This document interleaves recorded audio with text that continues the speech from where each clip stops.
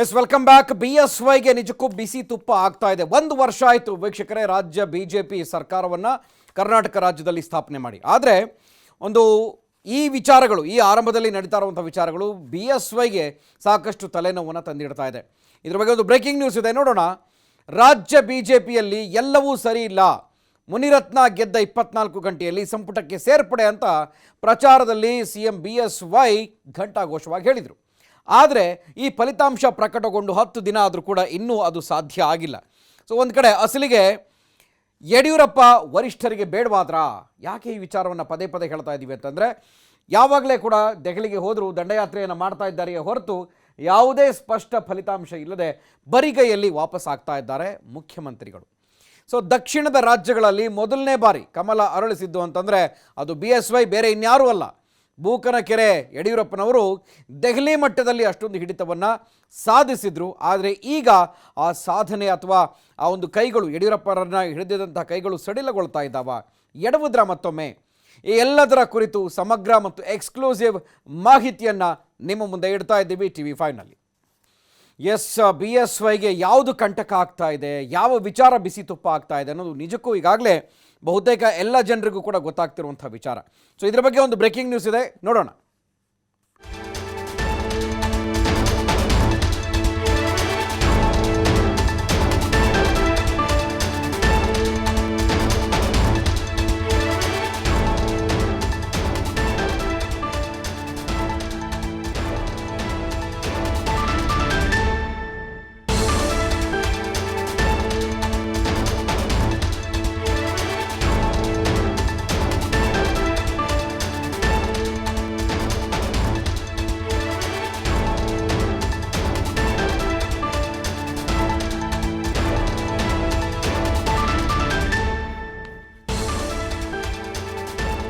S ವೀಕ್ಷಕರೇ, ದೆಹಲಿಯ ಮಟ್ಟದಲ್ಲಿ BS ಯಡಿಯೂರಪ್ಪ ಶಕೆ ಕೊನೆಯಾಯ್ತಾ?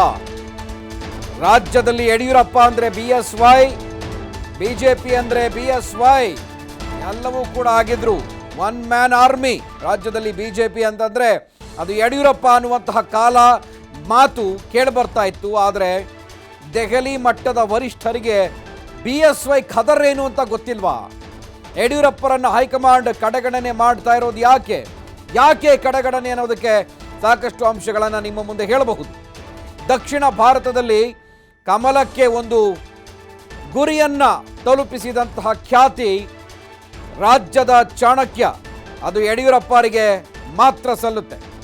ಪದೇ ಪದೇ ಇಂತಹ ಚಾಣಕ್ಯನಿಗೆ ಅಪಮಾನ ಆಗ್ತಾ ಇದೆ, ಅದು ಕೇಂದ್ರ ಮಟ್ಟದಿಂದ. ಸಂಪುಟ ವಿಸ್ತರಣೆಗೆ ಹೈಕಮಾಂಡ್ ಇನ್ನೂ ಕೂಡ ಯೋಚನೆನೇ ಮಾಡಿಲ್ಲ, ಪದೇ ಪದೇ ಹೋಗಿ ಬೇಡ್ತಾ ಇದ್ದಾರೆ. ಇಲ್ಲಿಂದ ಅಲ್ಲಿಗೆ ಹೋಗಿ ಬೇಡೋದು, ಅಲ್ಲಿಗೆ ಹೋಗಿ ಒಂದು ಚೀಟಿನೋ ಅಥವಾ ಒಂದು 10 ನಿಮಿಷದ ಮಾತನ್ನು ಹಾಡಿ ವಾಪಸ್ ಬರೋದು, ಇದು 2 ಸಾರಿ ರಿಪೀಟ್ ಆಗಿದೆ.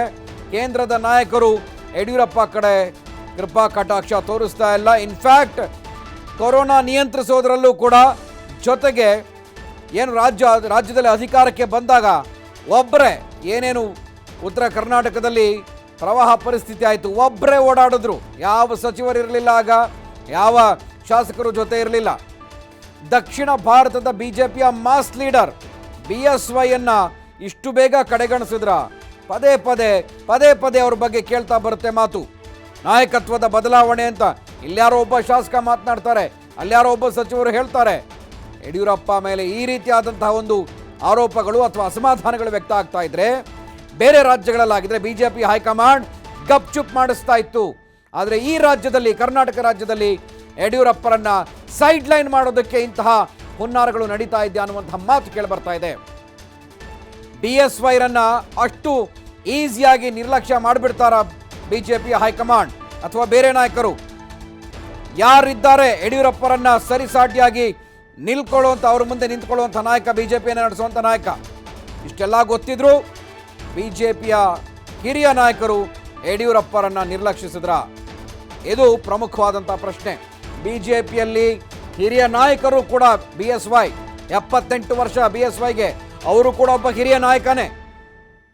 ಒಂದು ವೇಳೆ BJP ದಕ್ಷಿಣ ಭಾರತದಲ್ಲಿ ಮೊದಲ ಬಾರಿಗೆ ಸರ್ಕಾರವನ್ನು ರಚನೆ ಮಾಡಿದಂತಹ ಯಡಿಯೂರಪ್ಪರನ್ನು ನಿರ್ಲಕ್ಷಿಸಿದ್ರು ಕಷ್ಟ, ಕಡೆಗಾಣಿಸಿದ್ರು ಕಷ್ಟನ. ಹಾಗಿದ್ರೆ ಬಿಜೆಪಿ ಹೈಕಮಾಂಡ್ಗೆ ಯಡಿಯೂರಪ್ಪ ಬಿಸಿ ತುಪ್ಪ ಆಗ್ತಾ ಇದ್ದಾರಾ?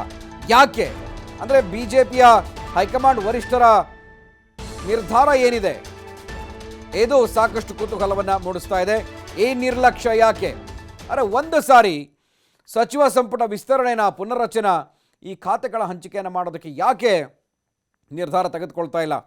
ಸೊ ಕೆಲವು ಪಾಯಿಂಟ್ಸ್ಗಳನ್ನು ನೀವು ಗಮನಿಸಬಹುದು. ಪ್ರವಾಹದ ಸಂದರ್ಭದಲ್ಲಿ ನಡೆದಂತಹ ಘಟನೆಗಳು ನೀವೇನೇನಾಗಿದೆ ನೋಡಬಹುದು. ಮಾನವೀಯತೆ ದೃಷ್ಟಿಯಿಂದನೂ ಕೂಡ ವೈಮಾನಿಕ ಸಮೀಕ್ಷೆಯನ್ನು ಮಾಡಿ ನೋಡಲಿಲ್ಲ. ಸೊ ಆ ದೃಷ್ಟಿಯಲ್ಲೂ ಕೂಡ ಇಂತಹ ಒಂದು ಘಟನೆಗಳು ನಡೆದಿದ್ದಾವೆ. ಇನ್ನು ಚುನಾವಣೆ ಗೆದ್ದರೂ ಕೂಡ ವಲಸಿಗರನ್ನು ಸಂಪುಟಕ್ಕೆ ಸೇರಿಕೊಳ್ಳೋದಕ್ಕೆ ಕಾಯಿಸಿಬಿಟ್ರು ತುಂಬ.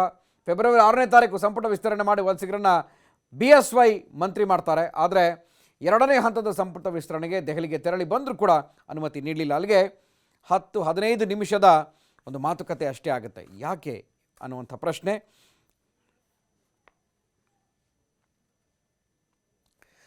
ಎಸ್, ಪ್ರವಾಹದ ಸಂದರ್ಭದಲ್ಲಿ ನೋಡ್ತಾ ಇದ್ರಿ. ಸೊ ಏನೇನೆಲ್ಲ ಆಯಿತು ಅನ್ನುವಂಥ ಪ್ರಶ್ನೆಯನ್ನು ಗಮನಿಸಬಹುದು. ತಿಂಗಳಾದ ಮೇಲೆ BSYಗೆ ಸಂಪುಟ ಪುನರ್ರಚನೆಗೆ ಗ್ರೀನ್ ಸಿಗ್ನಲ್ ಸಿಕ್ತು ಅನ್ನುವಂಥ ಮಾತು. ಆದರೆ ಆ ಒಂದು ವಿಚಾರವನ್ನು ಯಾರೂ ಕೂಡ ತಲೆಗೆ ಹಾಕ್ಕೊಳ್ತಾ ಇಲ್ಲ. ಸೊ ಒಂದು ಕಡೆ ಖಾತೆ ಹಂಚಿಕೆ, ಮತ್ತೊಂದು ಕಡೆ ಆಪರೇಷನ್ ಕಮಲ ಮಾಡ್ತಾ ಹೋದರು, ಇನ್ನೊಂದು ಕಡೆ ಸರ್ಕಾರನ ಅಧಿಕಾರಕ್ಕೆ ತಂದರು. ಇಷ್ಟೆಲ್ಲ ಆದರೂ ಕೂಡ ಪ್ರಧಾನಿ ಮೋದಿ ಕಡೆ ಗಮನ ಹರಿಸ್ತಾ ಇಲ್ಲ. ಅಮಿತ್ ಶಾ ಕೈ ಬಿಟ್ಟಿದ್ದಾರೆ. JP ನಡ್ಡಾ ಆಯಿತು ನೋಡೋಣ ಅಂತ ಹೇಳಿ ವಾಪಸ್ ಕಳಿಸಿದ್ದಾರೆ. ಸೊ ಇದು ಇಷ್ಟರ ಮಟ್ಟಿಗೆ BSYಗೆ ಸಂಪುಟ ಸರ್ಕಸ್ ಸಂಕಟ ಆಗ್ತಾ ಇದೆ. BJPಗೆ BSY ಸಂಕಟವಾಗ್ತಾ ಇದ್ದಾರೆ ಅನ್ನೋದ್ರ ಬಗ್ಗೆ ನಿಜಕ್ಕೂ ಕುತೂಹಲದ ಮಾತುಗಳು ಕೇಳಿಬರ್ತಾ ಇದೆ. ಎಸ್, ನಮ್ಮ ಪ್ರತಿನಿಧಿ ಪವನ್ ಈ ಬಗ್ಗೆ ಮತ್ತಷ್ಟು ಮಾಹಿತಿಯನ್ನು ನೇರ ಸಂಪರ್ಕದಲ್ಲಿ ಕೊಡ್ತಾರೆ. ಎಸ್ ಪವನ್, ಈಗಾಗಲೇ ಸಾಕಷ್ಟು ಬಾರಿ ಇಂತಹ ಕುತೂಹಲಕಾರಿ ವಿಚಾರಗಳನ್ನು BJP ನೋಡಿದೆ. ಆದರೆ ದಕ್ಷಿಣ ಭಾರತದಲ್ಲಿ BSYರನ್ನು ಕಡೆಗಾಣಿಸುವಂಥ ಪ್ರಶ್ನೆನೇ ಇಲ್ಲ. ಅದು ಹೈಕಮಾಂಡ್ಗೂ ಕೂಡ ಗೊತ್ತಿದೆ. ಹಿಂದೆ ಕಡೆಗಣಿಸಿದ್ದಕ್ಕೆ KJP ಅನ್ನುವಂಥ ಪರ್ಯಾಯ ಪಕ್ಷವನ್ನು ಕಟ್ಟಿದ್ರು. BJPಗೆ ಅದರ ಬಿಸಿ ತಟ್ಟಿದೆ ಅಂತ ಅಂದ್ಕೊಳ್ಬಹುದು. ಈಗಲೂ ಕೂಡ ಅದು ಮನವರಿಕೆ ಆಗಿದೆ. ಬಟ್ ಈ ಬಾರಿ ಯಡಿಯೂರಪ್ಪರನ್ನು ಯಾಕೆ ಹೈಕಮಾಂಡ್ ಇಷ್ಟು ನಿರ್ಲಕ್ಷ್ಯ ಮಾಡ್ತಾ ಇದೆ? ಬೇರೆ ಏನಾದರೂ BJPಗೆ ಆಪರೇಷನ್ ಮಾಡುವಂಥ ಅಥವಾ ಯಡಿಯೂರಪ್ಪನವರಿಗೆ ಆಪರೇಷನ್ ಮಾಡುವಂತಹ ನಿರ್ಧಾರ ಏನಾದರೂ ಇದೆಯಾ ಹೈಕಮಾಂಡ್ನಿಂದ ಅಂತ? ಗುರುಪ್ರಸಾದ್, ಒಂದು ರೀತಿಯಾಗಿ ನೋಡೋದಾದರೆ ಮೊನ್ನೆ ಯಡಿಯೂರಪ್ಪನವರು ದೆಹಲಿಗೆ ಹೋಗಿ ಬಂದಂಥ ಸಂದರ್ಭದಲ್ಲಿ JP ನಡ್ಡಾ ಅವ್ರ ಜೊತೆ ಒಂದು 5-10 ನಿಮಿಷ ಮಾತುಕತೆಗೆ ಅವಕಾಶ ಕೊಟ್ಟರು. ನಡ್ಡಾ ಅವರು 5-10 ನಿಮಿಷ ಮಾತನಾಡಿ ಮತ್ತೆ ದೆಹಲಿಯಿಂದ ಬೆಂಗಳೂರಿಗೆ ವಾಪಸ್ಸಾದರು. ಎಲ್ಲರಲ್ಲೂ ಸಹಜವಾಗಿ ಮೂಡಿದಂಥ ಪ್ರಶ್ನೆ, 15 ನಿಮಿಷ ಮಾತನಾಡಲಿಕ್ಕೆ ಯಡಿಯೂರಪ್ಪನವರು ದೆಹಲಿವರೆಗೂ ಹೋಗಬೇಕಿತ್ತ ನಡ್ಡಾ ಅವ್ರನ್ನ ಭೇಟಿಯಾಗಲಿಕ್ಕೆ ಅನ್ನುವಂಥ ಚರ್ಚೆನೇ ಆರಂಭ ಆಗಿತ್ತು. ರಾಜ್ಯ ರಾಜಕಾರಣದಲ್ಲಿ ಮತ್ತಷ್ಟು ಚರ್ಚೆಗೆ ಗ್ರಾಸವಾಗಿತ್ತು BJPಯ ಹೈಕಮಾಂಡ್ ನಡೆ. ಹೋದಂಥ ಸಂದರ್ಭದಲ್ಲಿ ಯಡಿಯೂರಪ್ಪನವ್ರನ್ನ ಇವರು ಭೇಟಿಯಾಗಲಿಕ್ಕೆ ಇರೋದಿಲ್ಲ. ಮೋದಿಯವರಾಗಲಿ ಮತ್ತು ಅಮಿತ್ ಶಾ ಅವರಾಗಲಿ ಅಷ್ಟು ಸುಲಭವಾಗಿ ಯಡಿಯೂರಪ್ಪನವ್ರ ಕೈಗೆ ಸಿಗೋದೇ ಇಲ್ಲ. ನೀವು ಕುಮಾರಸ್ವಾಮಿ ಅವರು ಪಕ್ಕದ ನೆರೆಯ ರಾಜ್ಯವಾಗಿರುವಂಥ ಜಗನ್ಮೋಹನ್ ರೆಡ್ಡಿ ಅವರು ಮುಖ್ಯಮಂತ್ರಿಗಳು, ಆಂಧ್ರದ ಮುಖ್ಯಮಂತ್ರಿಗಳು ಹೋದಂಥ ಸಂದರ್ಭದಲ್ಲೂ ಕೂಡ ಬಹಳ ಸುಲಭವಾಗಿ ಕೈಗೆ ಸಿಗ್ತಾರೆ ಮೋದಿ. ಆದರೆ ಯಡಿಯೂರಪ್ಪನವರ ವಿಚಾರದಲ್ಲಿ ಯಾಕೆ ಇಷ್ಟು ನಿರ್ಲಕ್ಷ್ಯ ಅನ್ನುವಂಥ ಪ್ರಶ್ನೆ ಮೂಡಲಿಕ್ಕೆ ಕೇವಲ ಮೊನ್ನೆ ನಡೆದ ಘಟನೆ ಒಂದೇ ಕಾರಣ ಅಲ್ಲ. ಯಡಿಯೂರಪ್ಪನವರ ಗೌರ್ಮೆಂಟ್ ಬಂದ ನಂತರ ಹೈಕಮಾಂಡ್ ಯಡಿಯೂರಪ್ಪನವರ ಜೊತೆ ನಡೆದುಕೊಂಡಂತಹ ಅನೇಕ ಘಟನಾವಳಿಗಳನ್ನು ನಾವು ಇಲ್ಲಿ ಉದಾಹರಣೆಯಾಗಿ ತೆಗೆದುಕೊಂಡು ಈ ವಿಷಯವನ್ನು ಚರ್ಚೆ ಮಾಡ್ತಾ ಇದ್ದೀವಿ ಗುರುಪ್ರಸಾದ್. ಹಾಗೆ ನೋಡಿದರೆ ಕರ್ನಾಟಕದಲ್ಲಿ, ಅದರಲ್ಲೂ ದಕ್ಷಿಣ ಭಾರತದಲ್ಲಿ BJPಯನ್ನು ಅರಳಿಸಿದಂತಹ ದೊಡ್ಡ ನಾಯಕ, ಮಾಸ್ ಲೀಡರ್ ಅಂತ ಹೇಳ್ಕೊಳ್ಳಲಿಕ್ಕೆ ಇರುವಂಥ ಏಕೈಕ ನಾಯಕ BS ಯಡಿಯೂರಪ್ಪ ಮಾತ್ರ. ಅದರಲ್ಲೂ ರಾಮಕೃಷ್ಣ ಹೆಗಡೆ ಮತ್ತು ವೀರೇಂದ್ರ ಪಾಟೀಲ್ರ ನಂತರ ಲಿಂಗಾಯತ ಪ್ರಶ್ನಾತೀತ ನಾಯಕ ಅನ್ನುವಂಥ ಬಿರುದನ್ನು ಪಡೆದು ಲಿಂಗಾಯತರ ಮತ ಬ್ಯಾಂಕನ್ನು ತಮ್ಮೊಟ್ಟಿಗೆ ಇಟ್ಟುಕೊಂಡು ಬಂದು ಮಾಸ್ ಲೀಡರ್ ಅಂತ ಅದನ್ನು ಯಾವ ಕಾರಣಕ್ಕೂ ಕೂಡ ಯಾರಿಗೂ ಆ ಪಟ್ಟ ಬೇರೆಯವರಿಗೆ ಹೋಗದೇ ಕಾಪಾಡಿಕೊಂಡು ಬಂದು ಜತನವಾಗಿ ಕಾಪಾಡಿಕೊಂಡು ಬಂದಂತಹ ಮಾಸ್ ಲೀಡರ್ ಇಲ್ಲಿ 2-3 ಬಾರಿ ಪಕ್ಷವನ್ನು ಅಧಿಕಾರಕ್ಕೆ ತಂದು ದಕ್ಷಿಣ ಭಾರತದಲ್ಲಿ ಮೊದಲ ಬಾರಿಗೆ BJP ಸರ್ಕಾರವನ್ನು ಆಡಳಿತಕ್ಕೆ ತಂದಂತಹ ಕೀರ್ತಿ ಯಡಿಯೂರಪ್ಪನವರು ಸಲ್ಲಿದೆ. ಯಾಕೆ ಇಷ್ಟು ನಿರ್ಲಕ್ಷ್ಯ ಮಾಡ್ತಾ ಇದ್ದಾರೆ ಅಂತ ಹಾಗೆ ನೋಡಿದರೆ ಮೋದಿ ಮತ್ತು ಅಮಿತ್ ಶಾ ಅವರಿಗಿಂತನೂ ಸೀನಿಯರ್ ಯಡಿಯೂರಪ್ಪನವರು ವಯಸ್ಸಿನಲ್ಲೂ ಕೂಡ ಮತ್ತು ರಾಜಕೀಯದ ಅನುಭವದಲ್ಲೂ ಕೂಡ. ಒಂದು ಕಡೆ ರಾಜ್ಯ ರಾಜಕಾರಣದ ಚರ್ಚೆ ಆದಂಥ ಸಂದರ್ಭದಲ್ಲಿ ಅನಂತಕುಮಾರ್ ದೆಹಲಿಗೆ, ಯಡಿಯೂರಪ್ಪ ಬೆಂಗಳೂರಿಗೆ, ಯಡಿಯೂರಪ್ಪ ಕರ್ನಾಟಕಕ್ಕೆ ಅನ್ನುವಂಥ ಡಿಸೈಡ್ ಆಯಿತು. ಅನಂತಕುಮಾರ್ ಕೇಂದ್ರದ ರಾಜಕಾರಣದಲ್ಲಿ ಅವರು ಹಿಡಿತವನ್ನು ಸಾಧಿಸ್ತಾ ಬಂದರು. ಯಡಿಯೂರಪ್ಪ ರಾಜ್ಯದಲ್ಲಿ ಹಿಡಿತವನ್ನು ಸಾಧಿಸ್ತಾ ಬಂದರು. ಅಲ್ಲಿಂದ ಇಲ್ಲಿವರೆಗೆ ನೋಡೋದಾದ್ರೆ ಸಾಕಷ್ಟು ವಿಚಾರಗಳು ನಿಜ ನಿಮ್ಮ ಮಾತುಗಳು ಕರೆಕ್ಟ್ ಅಂತ ಅನಿಸ್ತಾ ಇದೆ. ಒಂದು ಅಸಂಪ್ಷನ್ ಕೂಡ ಹಾಗೇನೇ ಇದೆ. ಹಾಗೆ ಲೈನ್ನಲ್ಲಿರಿ, ಮತ್ತೆ ನಿಮ್ಮನ್ನು ಸಂಪರ್ಕಿಸ್ತೀನಿ. ಎಸ್, ಪ್ರಧಾನಿ ಮೋದಿ ಇಬ್ಬಗೆ ನೀತಿ ಬಟಾ ಬಯಲಾಗ್ತಾ ಇದೆ. ಕುಮಾರಸ್ವಾಮಿಗೆ ಬಯಸಿದಾಗಲೆಲ್ಲ ಮೋದಿ ಸಿಗ್ತಾ ಇದ್ರು. ಮೈತ್ರಿ ಸರ್ಕಾರದ ವೇಳೆ ಆಗಿನ ಸಿಎಂಗೆ ಪ್ರಧಾನಿ ಭೇಟಿ ಸಿಗ್ತಾ ಇತ್ತು, ಆಗ್ತಾ ಇತ್ತು. HD ಕುಮಾರಸ್ವಾಮಿ ಅವರಿಗೆ ಅತ್ಯಂತ ಸುಲಭವಾಗಿ ಪ್ರಧಾನಮಂತ್ರಿಗಳು ಭೇಟಿಗೆ ಅವಕಾಶವನ್ನು ಕೊಡ್ತಾ ಇದ್ರು. ಒಮ್ಮೆಯೂ ಕೂಡ ಅಪಾಯಿಂಟ್ಮೆಂಟ್ ಇಲ್ಲ ಅಂತ HD ವಾಪಸ್ ಆಗಿದ್ದೇ ಇಲ್ಲ. ಅಷ್ಟರ ಮಟ್ಟಿಗೆ ಅವರ ಅಪಾಯಿಂಟ್ಮೆಂಟ್ ಫಿಕ್ಸ್ ಆಗಿರ್ತಾ ಇತ್ತು, ಮಾತನಾಡ್ಕೊಂಡು ಬರ್ತಾ ಇದ್ರು. ಅರೆ, ಇನ್ನೊಂದು ಪಕ್ಷದ ನಾಯಕನಿಗೆ ಸಿಗುವಂತಹ ಪ್ರಧಾನಿಗಳು ತಮ್ಮದ್ದೇ ಪಕ್ಷದ ಮುಖ್ಯಮಂತ್ರಿಯೊಬ್ಬರಿಗೆ ಸಿಗೋದಿಲ್ಲ ಅಂತಂದ್ರೆ ಏನ್ರಿ ಅರ್ಥ? ಇದು BJPಯಲ್ಲೇ ಕೇಳಿಬರುವಂಥದ್ದು. ಜೊತೆಗೆ ಯಡಿಯೂರಪ್ಪ ಬಣದಲ್ಲಿ ಏನು ಗುರುತಿಸ್ಕೊಂಡಿದ್ದಾರೆ, ಯಡಿಯೂರಪ್ಪರನ್ನು ಆರಾಧಿಸ್ತಾರೆ, ಶಾಸಕರಾಗಿರಬಹುದು, ಸಚಿವರಾಗಿರಬಹುದು, ಅಥವಾ ಅವರ ಅತ್ಯಾಪ್ತರಾಗಿರಬಹುದು, ಇದನ್ನ ಯೋಚನೆ ಮಾಡ್ತಾರೆ. ಜೊತೆಗೆ ಮತದಾರರು ಕೂಡ ಸ್ವಪಕ್ಷದ ಮುಖ್ಯಮಂತ್ರಿಯನ್ನ ಭೇಟಿ ಮಾಡೋದಕ್ಕೆ ಯಾಕೆ ಇಷ್ಟೊಂದು ತಾತ್ಸಾರ ಪ್ರಧಾನಮಂತ್ರಿಗಳಿಗೆ? ಇದು ಪ್ರಮುಖವಾದಂಥ ವಿಚಾರ. ಕುಮಾರಸ್ವಾಮಿ ಅವರಿಗೆ ಸಿಗ್ತಾ ಇದ್ದಂತಹ ಮೋದಿ ಅವರು ಆಗ್ಲೂ ಅವರು ಪ್ರಧಾನಿಗಳಾಗಿದ್ರು. ಆದರೆ ಯಾಕೆ ಯಡಿಯೂರಪ್ಪರನ್ನ ತುಂಬ ಅವಾಯ್ಡ್ ಮಾಡ್ತಾ ಇದ್ದಾರೆ ಅನ್ನುವಂಥ ಪ್ರಶ್ನೆ ಈಗ ಕಾಡ್ತಾ ಇದೆ. ಎಸ್, ಈ ಕುರಿತಾಗಿ ಮತ್ತಷ್ಟು ಮಾಹಿತಿಯನ್ನು ನಮ್ಮ ಪ್ರತಿನಿಧಿ ದಶರಥ್ ನೇರ ಸಂಪರ್ಕದಲ್ಲಿ ಕೊಡ್ತಾರೆ. ದಶರಥ್, ಈ ವಿಚಾರ ಬಹಳ ಒಂದು ಕಡೆ ಕುತೂಹಲ ಅಂತ ಅನಿಸುತ್ತೆ. ಯಾಕೆಂದರೆ ಮುಖ್ಯಮಂತ್ರಿ ಆಗಿದ್ದಂಥ ಸಂದರ್ಭದಲ್ಲಿ ಕುಮಾರಸ್ವಾಮಿ ಅವರಿಗೆ ಪ್ರಧಾನಿಗಂದರು ಅಷ್ಟು ಈಸಿಯಾಗಿ ಸಿಗ್ತಾ ಇದ್ರು. ಆದರೆ ಇಲ್ಲಿ ಅಷ್ಟೊಂದು ಕಷ್ಟಪಟ್ಟು ಸಂಪುಟ ತೆಗೆದುಕೊಂಡ್ಬಂದು ಸರ್ಕಾರನ ಸ್ಥಾಪನೆ ಮಾಡಿ, ರಾಜೀನಾಮೆ ಕೊಡಿಸಿ, ಬೈ ಎಲೆಕ್ಷನ್ಸ್ಗಳನ್ನು ಮಾಡಿ ನಾನೇನು ಅನ್ನೋದನ್ನು ಸಾಬೀತು ಮಾಡಿದ್ದಾರೆ.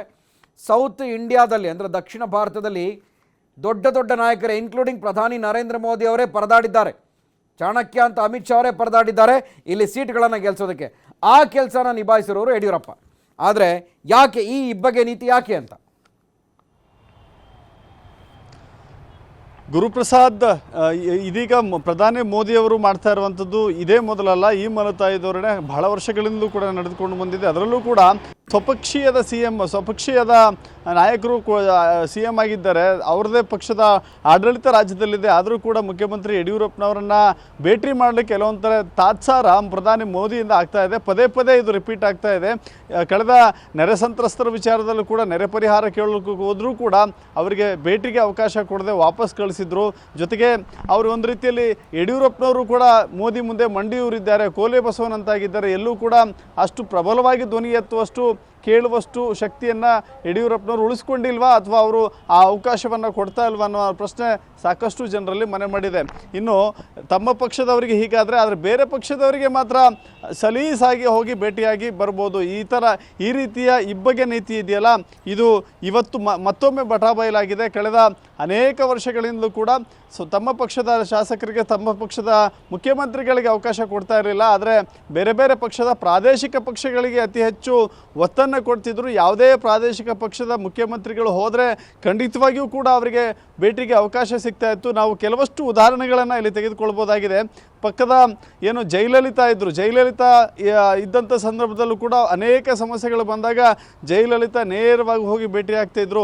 ಇದೇ ನೆರೆ ಸಂತ್ರಸ್ತರ ವಿಚಾರದಲ್ಲಿ ಪಕ್ಕದ ಆಂಧ್ರ ಪ್ರದೇಶದಲ್ಲಿ ಸಾಕಷ್ಟು ದೊಡ್ಡ ಮಟ್ಟದ ನೆರೆ ಸಂತ್ರಸ್ತರು ನೆರೆ ಸಂದರ್ಭ ಬಂದಿತ್ತು.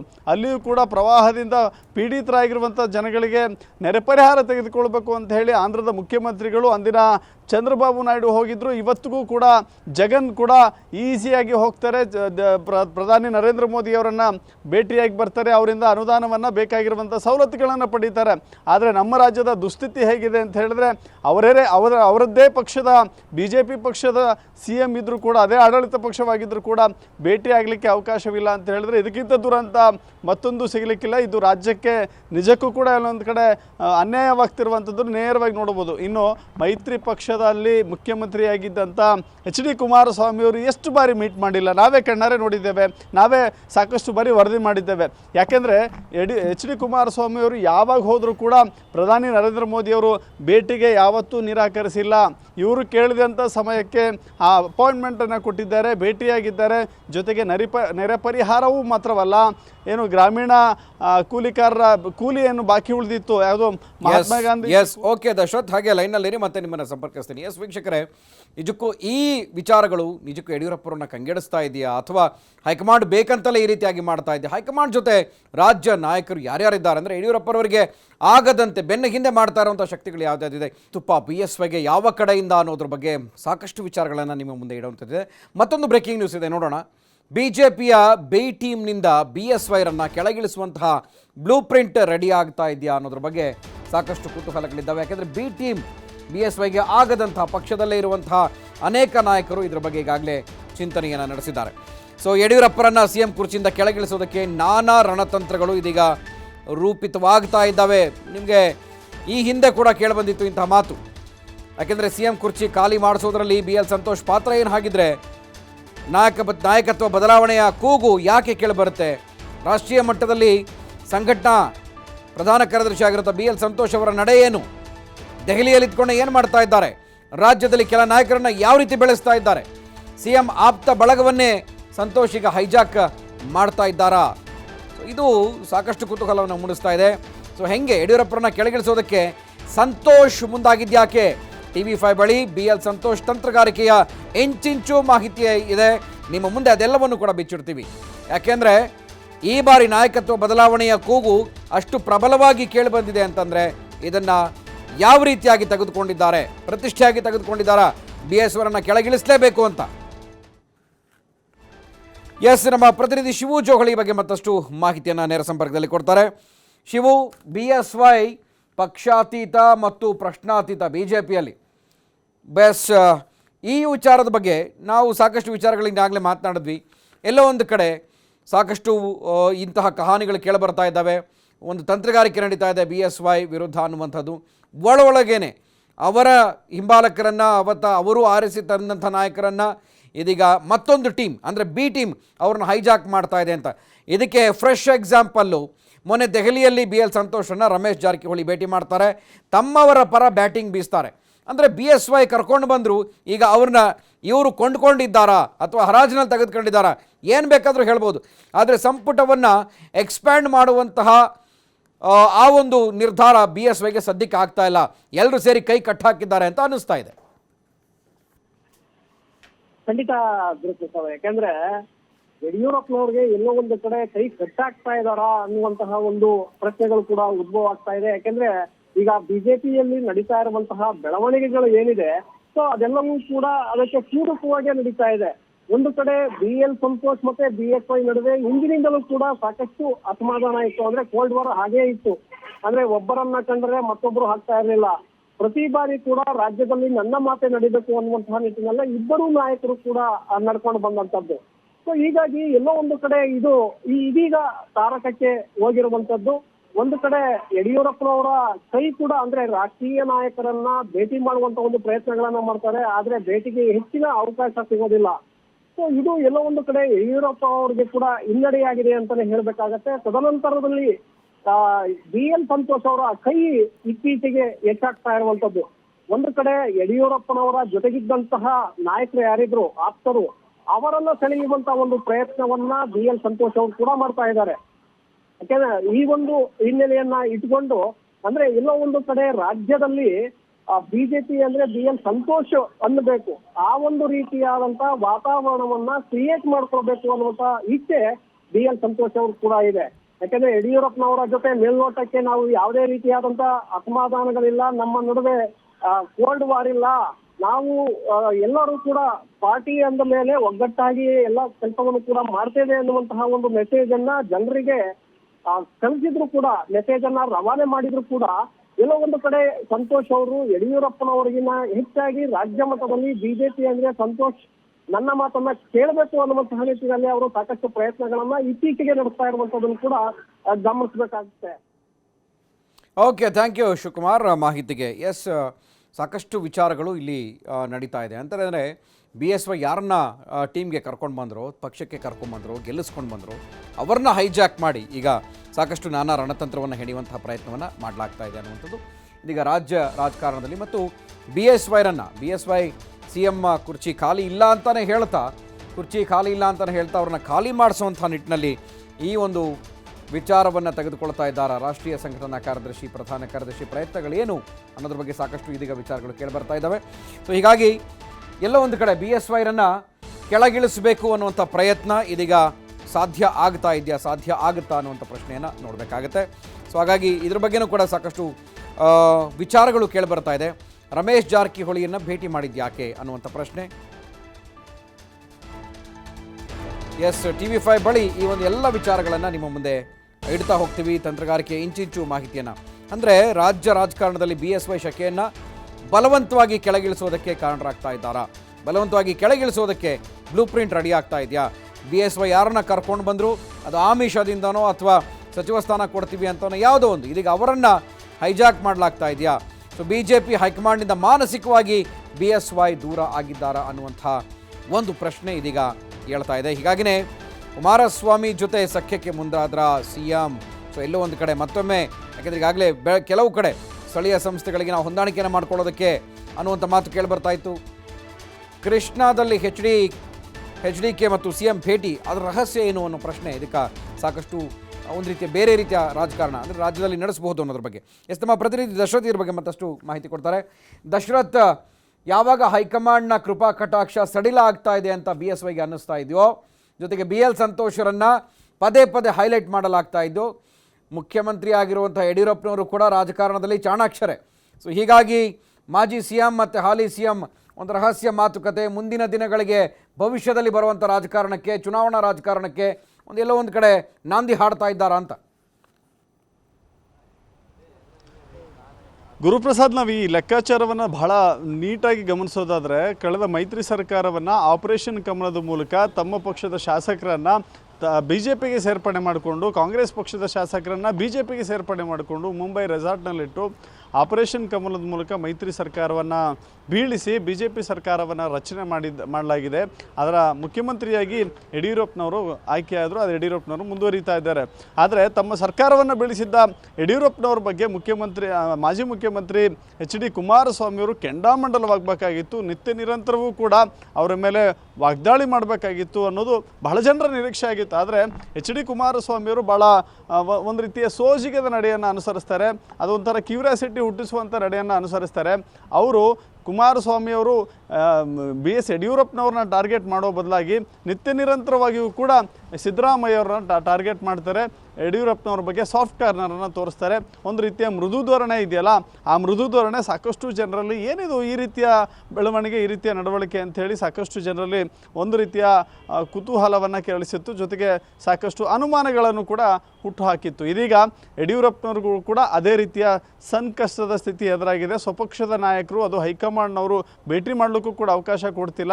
ಒಂದಲ್ಲ ಎರಡು ಬಾರಿ ಮುಜುಗರವನ್ನು ಕೂಡ ಅನುಭವಿಸಿದ್ದಾರೆ. ಹೀಗಾಗಿ ಒಂದು ಕಡೆ ಯಡಿಯೂರಪ್ಪನವ್ರಿಗೂ ಕೂಡ ಪರ್ಯಾಯ ಶಕ್ತಿಯ ಬೆಂಬಲ ಬೇಕಿದೆ ಅಂಥೇಳಿ ಮೇಲ್ನೋಟಕ್ಕೆ ಗೊತ್ತಾಗ್ತಾ ಇದೆ. ತಮ್ಮ ಪಕ್ಷದ ಹೈಕಮಾಂಡ್ ನಾಯಕರೇ ಎಲ್ಲೊಂದು ಕಡೆ ಬೆಂಬಲ ಕೊಡೋದಿಲ್ಲ ಅಂತ ಹೇಳಿದ್ರೆ, ಬೇರೆ ಪಕ್ಷದ ಬೆಂಬಲವನ್ನು ಪಡಿಬೇಕು ಅಥವಾ ಅವರ ಸಖ್ಯವನ್ನು ಗಳಿಸ್ಬೇಕು, ಸಖ್ಯವನ್ನು ಹೊಂದಬೇಕು ಅಂತ ಹೇಳಿ ಅವರ ಮೈಂಡ್ಸೆಟ್ ಕೂಡ ಆಗಿರಬೇಕನ್ನೋ ಗೊತ್ತಿಲ್ಲ. ಇನ್ನು ಇದೆಲ್ಲದಕ್ಕೂ ಕೂಡ ಪುಷ್ಟಿ ಕೊಡುವಂಥದ್ದು ಕೃಷ್ಣಾದಲ್ಲಿ ಮುಖ್ಯಮಂತ್ರಿ ಯಡಿಯೂರಪ್ಪ ಹಾಗೂ ಮಾಜಿ CM HD ಕುಮಾರಸ್ವಾಮಿ ಇಬ್ಬರು ಕೂಡ ಭೇಟಿಯಾಗಿ ಮಾತುಕತೆ ನಡೆಸಿದ್ದಿತ್ತಲ್ಲ, ಅದು ರಾಜಕಾರಣ ಮತ್ತೊಂದು ಮಗ್ಗಲನ್ನು ಯೋಚನೆ ಮಾಡುವಂಥ, ಮತ್ತೊಂದು ಬೇರೆ ಮಾರ್ಗವನ್ನು ಯೋಚನೆ ಮಾಡುವಂಥ ದಾರಿಗೆ ಅನುಕೂಲ ಮಾಡಿಕೊಟ್ಟುವಂಗಾಗಿತ್ತು. ಸೊ ಈ ಎಲ್ಲ ಬೆಳವಣಿಗೆಗಳನ್ನು ನೋಡಿದ್ರೆ ಎಲ್ಲೊಂದು ಕಡೆ ಮಾಜಿ CM HD ಕುಮಾರಸ್ವಾಮಿ ಅವರು ಅಥವಾ JDS ಪಕ್ಷದ ಜೊತೆಗೆ ಒಂದು ಸಖ್ಯವನ್ನು ಬೆಳೆಸಲಿಕ್ಕೆ BS ಯಡಿಯೂರಪ್ಪನವರು ಕೂಡ ಯೋಚನೆ ಮಾಡ್ತಿದ್ದಾರೆ ಅನ್ನೋ ಪ್ರಶ್ನೆಗಳು, ಅನುಮಾನಗಳು ಕೂಡ ಪಕ್ಷದ ವಲಯದಲ್ಲಿ, ರಾಜಕೀಯ ಪಡಸಾಲೆಯಲ್ಲಿ ಚರ್ಚೆ ಆಗ್ತಾ ಇರುವಂಥದ್ದು. ಗುರುಪ್ರಸಾದ್, ಓಕೆ ದಶರಥ್, ಇನ್ನು ಒಂದು ಕಡೆ ಯಾರದ್ದು ತಪ್ಪು ಅಂತಲೂ ಕೂಡ ಅನಿಸುತ್ತೆ. ಅಂದರೆ BSY ಈಗ ರಾಜ್ಯ ರಾಜಕಾರಣದಲ್ಲಿ ಒಂದು ಹಂತದಲ್ಲಿ ವಿಧಾನಸಭೆ ಎಲ್ಲ ಸದಸ್ಯರುಗಳು ಏನು ಬಲ ಬೇಕಾಗಿದೆ ಅದೆಲ್ಲವನ್ನು ಕೂಡ ತಂದುಕೊಂಡಿದ್ದಾರೆ. ಆದರೂ ಕೂಡ ಇನ್ನು ಹಪಹಪಿಗೆ ಗೆಲ್ಲಿಸ್ಕೊಂಡು ಬರುವಂಥ ಹಪಹಪಿಗೆ ಯಾಕೆ ಬಿದ್ದರು ಅಂದರೆ ಅವ್ರಿಗೂ ಕೂಡ ಗೊತ್ತಾಗ್ತಾ ಇದೆ, ಎಲ್ಲೋ ಮುಂದೆ ಒಂದು ಕಡೆ ಕೆಲವರು ಕೈ ಕೊಡಬಹುದು, ನಾನು ನಂಬಿ ಕರ್ಕೊಂಡು ಬಂದಿರುವಂಥ ಶಾಸಕರು ನನ್ನ ಕೈ ಹಿಡಿತಾರೆ. ಸೊ ಎಲ್ಲ ಲೆಕ್ಕಾಚಾರಗಳ ಮೇಲೇ ಈ ಉಪಚುನಾವಣೆಗಳು ಮತ್ತು ಆಪರೇಷನ್ಗಳು ನಡೆದ್ವಾ ಹೇಗೆ ಅಂತ? ನಾಯಕತ್ವದ ಬದಲಾವಣೆ ವಿಚಾರ ಇವತ್ತು ನೆನ್ನೆ ಮಾತ್ರವಲ್ಲ, BJP ಸರ್ಕಾರ ಅಸ್ತಿತ್ವಕ್ಕೆ ಬಂದಾಗಿಂದಲೂ ಕೂಡ ಯಡಿಯೂರಪ್ಪನವರು 6 ತಿಂಗಳು CM ಆಗಿರ್ತಾರೆ, 1 ವರ್ಷ CM ಆಗಿರ್ತಾರೆ, ಈ ರೀತಿಯ ಮಾತುಗಳು ಪದೇ ಪದೇ ಕೇಳಿಬರ್ತಾ ಇತ್ತು. ಆ ಪ್ರಶ್ನೆ, ಆ ಚರ್ಚೆ ಈಗಲೂ ಕೂಡ ಚಾಲ್ತಿಯಲ್ಲಿದೆ. ಬಸನಗೌಡ ಪಾಟೀಲ್ ಯತ್ನಾಳ್ ಕೂಡ ಈ ರೀತಿಯ ಬಹಿರಂಗ ಹೇಳಿಕೆಯನ್ನು ಕೊಟ್ಟಿದ್ರು. ಇದೆಲ್ಲೊಂದು ಕಡೆ BJPಯಲ್ಲಿ ಎಲ್ಲವೂ ಸರಿ ಇಲ್ಲ ಅನ್ನೋದು ಮೇಲ್ನೋಟಕ್ಕೆ ಗೊತ್ತಾಗುತ್ತೆ. ಇನ್ನು ಈ ವಿಚಾರ ಇದೆಯಲ್ಲ, ಹೈಕಮಾಂಡ್ಗೂ ಕೂಡ ಎಲ್ಲೊಂದು ಕಡೆ ಮುಖ್ಯಮಂತ್ರಿಗಳು ಬೇಡದ ಕೂಸಾಗಿದ್ದಾರಾ, ಅವರು ಅವ್ರಿಗೆ ಬೇಡವಾಗಿದ್ದಾರಾ ಅನ್ನೋದು ಕೂಡ ಪ್ರಶ್ನೆ ಆಗುತ್ತೆ. ಅದರ ಹಿಂದೆ ಯಾರಿದ್ದಾರೆ, ಅದರ ಮುನ್ನೆಲೆಗೆ ಯಾವಾಗ ಬರ್ತಾರೆ ಅನ್ನೋದನ್ನು ನಾವು ಈಗ ಯೋಚನೆ ಮಾಡುವಂಥ ಸಂದರ್ಭ ಅಲ್ಲ. ಆದರೆ ಯಡಿಯೂರಪ್ಪನವರು ಮುಖ್ಯಮಂತ್ರಿಯಾಗಿ ಮುಂದುವರಿಯೋದು ಹೈಕಮಾಂಡ್ಗೆ ಇಷ್ಟವಿಲ್ವಾ ಅನ್ನೋ ಪ್ರಶ್ನೆ ಇದೀಗ ಎಲ್ಲರನ್ನೂ ಕೂಡ ಕಾಡ್ತಾ ಇರುವಂಥದ್ದು.